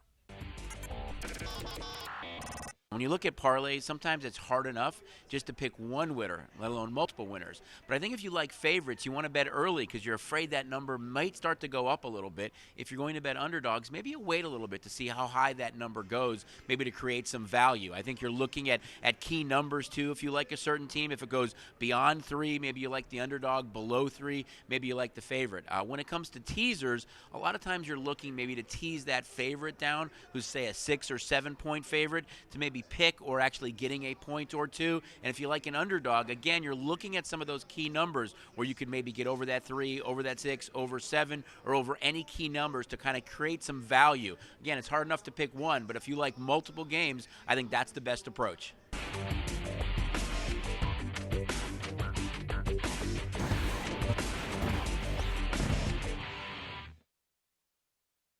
Welcome back to Betting Across America, live from the Ocean Resort Casino in Atlantic City. If something happens in sports betting, we'll keep you informed. Now back to Michael Lombardi and Jonathan Von Tobel. Last few minutes here on the program of Betting Across America. Of course, we will be back tomorrow for 3 hours of coverage on the National Football League. And before we get into best bets and some other stuff, I want to remind everybody that we have an important thing going on here at the Vegas Stats and Information Network. As you may know, our good friend, one of our favorite guys in the desert, Chris Andrews, recently had some health issues. Since been on our air saying that transfusions of donated blood have saved his life. We'd like to join Chris in encouraging anyone who can to donate blood. If you live in or near Vegas, you can join us at the South Point Hotel and Casino. Upcoming blood drive on November 19th is going to be from 10 a.m. to 6 p.m. Pacific time in the Brunswick Room. For those outside the area, you can go to www.redcross.org. I don't know who says www anymore. Redcross.org and click the Give Blood tab to learn where you can donate near you. It's a great cause, but we hope you'll join us in honoring our friend Chris, helping more than 4.5 million Americans who need donated blood each year. Great cause. You can join us on Monday, and you can say hi to the VSiN crew and everything. But it'd be a great cause to help out Chris Andrews and others who have used this and need it throughout the entire time. No And it's a doubt. great time, too. Thanksgiving, be thankful, Give back, right? and give back. It's a way to do it. All right. Before we get into our best bets, let's take a look again. As we said last time when we talked about the blood drive, best way to honor Chris Andrews besides donating blood, talk a little bit of pigskin. And we do have a great, great show coming up tomorrow because the NFL, it's getting down to the nitty gritty. Wow. Now, and of course, the highlight has to be no longer in Mexico City, in the city of They Angels. made the right choice, Yeah, though. I mean, Chiefs look- and Rams. I cannot wait for that game, but you're right. They made the absolute right choice. The field was atrocious. Yeah, you know, one thing you want this game to be is on a fast track, right? Mm-hmm. And that was not going to be a fast track. And whose fault was the field? I don't know. I mean, I give the NFL all the props it deserves for making the decision to change. And I know there's a lot of inconvenience. I'm sure there's a lot of Chief fans flying to Mexico City. Mm-hmm. I'm sure a lot of NFL fans flying to Mexico City. But to me, this game deserves to be played on a fast track in a stadium to where we can truly appreciate these offenses. Because when you look and you analyze this game, everywhere you turn, these two teams are the best offensively. The only place where the Rams have been deficient is they're the worst team on third down red zones. Yep. In the NFL, they've had the most red zone third downs, and they've converted the least. You can imagine how good they would be if they could play better in the red zone. Yep. Remarkable, but I think it'll be a great game. I heard Brent pick the Chiefs. He went on a limb there. Oh, really? I'm staying away from that game. Actually, I fancy myself aside in that one, and I will not ruin it, but I will tell you tomorrow, of course. I can't wait. Part of our 3 hour Same coverage. time, same bet That's channel. right. I That's like right. that. And also, I mean, there's question marks like Joe Flacco. What's going on with the Ravens? You know, it's and funny. that's, yeah, well, Let me go say ahead. this: if they start RG3 the third tomorrow, Okay. Baltimore is just so predictable. They don't really want to play Lamar. They Yeah. don't want to have to. Marty Mornhinweg, the deep offensive coordinator, just doesn't want to have to play the guy. Yeah. He just doesn't. He's fighting it tooth and nail with a ridiculous package. I mean, Taysom Hill's got 315 snaps for the Saints this year. Yeah. And Lamar Jackson can't get 300 snaps for the bad Ravens offense? Come Yep. on. No, Well, we'll talk about that all tomorrow. Yeah, I'm with you. Listen, I want to hear about your best bets. I mean, 4-1 last week. You're excited. Okay. You and John. I mean, Johnny P's stealing your thunder, and I feel an obligation to prop it up for you. I really do. I want to hear it. Drum roll, please. All Noah. right, drum roll in the form of our best bet sounder. Let's fire it up and let's get ready to go because we do have the best bets for today in college football. Now, I will say this because it's always about being honest. If you check it out on Twitter, I'm at MeJVT, at M Lombardi NFL, at VSiN Live. If you want to get in touch with the show, it is always pinned at the top. I have every single play, every single thing that I posted And you played. keep track of it. Yeah, keep track of it. I You do can go it. back I and do look. mine. I have a guy who keeps track of mine because I can't. I'm 57% on NFL games so far this year. Had a horrible week last week, just FYI. Yeah. Oh, yeah. We I all think a did. lot of people did. We all were did, feeling so bad for the books, and then they went and caved everybody's faces. That was one of the weeks I think I never felt comfortable, and I'm not making excuses. I never felt comfortable with any of the picks. Yeah. And it was one of those weeks where sometimes you just need a sabbatical. Yeah. Just take a little time off. Wash your hands. Less of it, is huh? more. That's right. Well, less is more, at least for this week in college football. The record coming into this week, 29-13. Let's see if we can add to it today. First one, 326 rotation order. I love your numbers. Purdue, the Boilermakers at home, taking on Wisconsin. I really like this spot for Purdue. You look at everything with this game. Now, of course, let's just go with the age-old, they're fighting for bowl eligibility. All right, cool. That works in my favor. Let's take a look at Wisconsin, a team that has been poor against the number, 2-8 against the spread thus far this year. You look at their last 5 games, 2-3 over that span. Common thread for the 3 losses. At Michigan, at Northwestern, at Penn State, all road games in which they've averaged just 13 points per game. They're playing with their backup quarterback here. Alex Hornibrook doubtful among 4 other key Badgers, by the way. I know.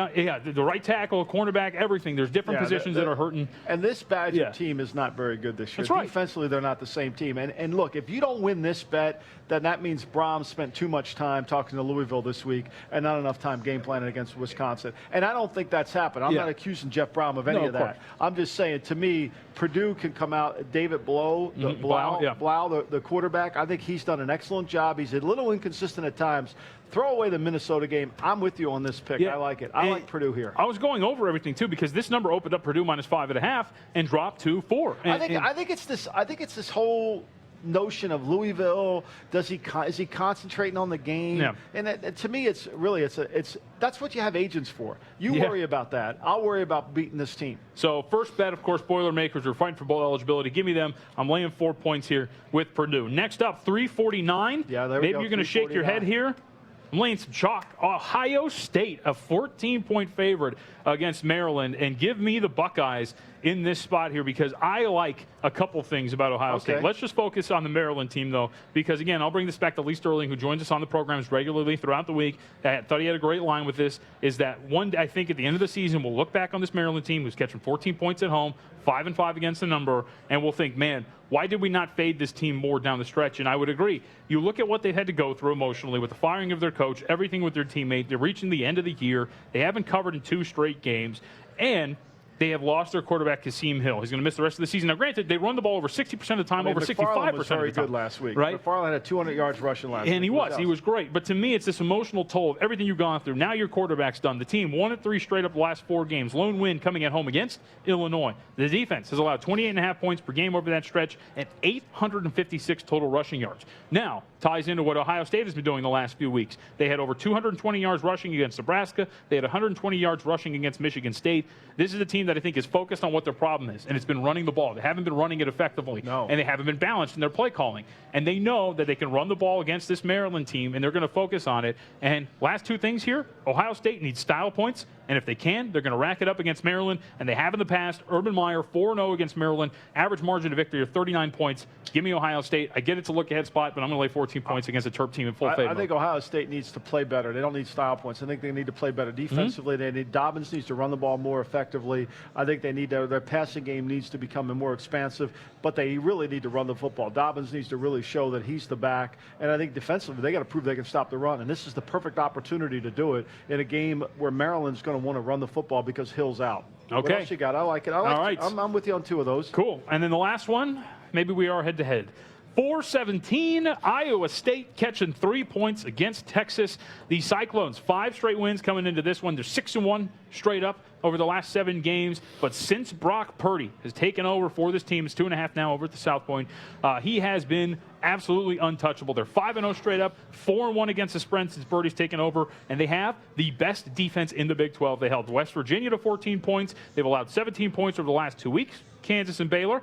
Best statistical defense in the Big 12 in scoring, total defense, rushing, yards per play, 4.94. You allow 4.94 yards per play in the Big 12. And Texas, 2-5 against the spread as a favorite this year. Not good as a favorite. Give me the Cyclones. That Baylor game was a lot closer than the score. But of course, we had the big fight in the middle of the field, and Baylor lost their starting quarterback, midway through the 4th quarter, and so that really cost them. But I think I like Iowa State at home. I think they play that field to their advantage. I think on a fast track, I think their limitations defensively start to show up. I like Texas's receivers. I think they have some skill. I think they can make big plays. I'm not with you on this game. I think Texas wins this game. Going head-to-head, huh? I think Texas wins this game. I think Texas is in the perfect spot here. This is what they like to be. I mean, they've heard all the talk about Iowa State. I think Matt Campbell's done a great job. Don't get me wrong. I think Matt Campbell's done a tremendous job. But I think that I like Texas here. Now, West Virginia, of course, was also on the radar. I got it at 4.5 early in the week, but can't give it out now. It's up to 6. And then Notre Dame was also on my list as well. And I know you like the Fighting Irish, too. I love the Fighting Irish. Yeah, right? I love Fresno State, too. That's mine. Fresno State? I love Fresno State against San Diego State. So can I mark you down for Notre Dame and Fresno State as your 2 best? Yeah, you can go ahead. You're going to leave Utah State off? 20.5, too rich for your blood? I think it's a little too rich, but I like Utah State. I like their team a lot. But I like Notre Dame. I think Notre Dame's defensive front will dominate.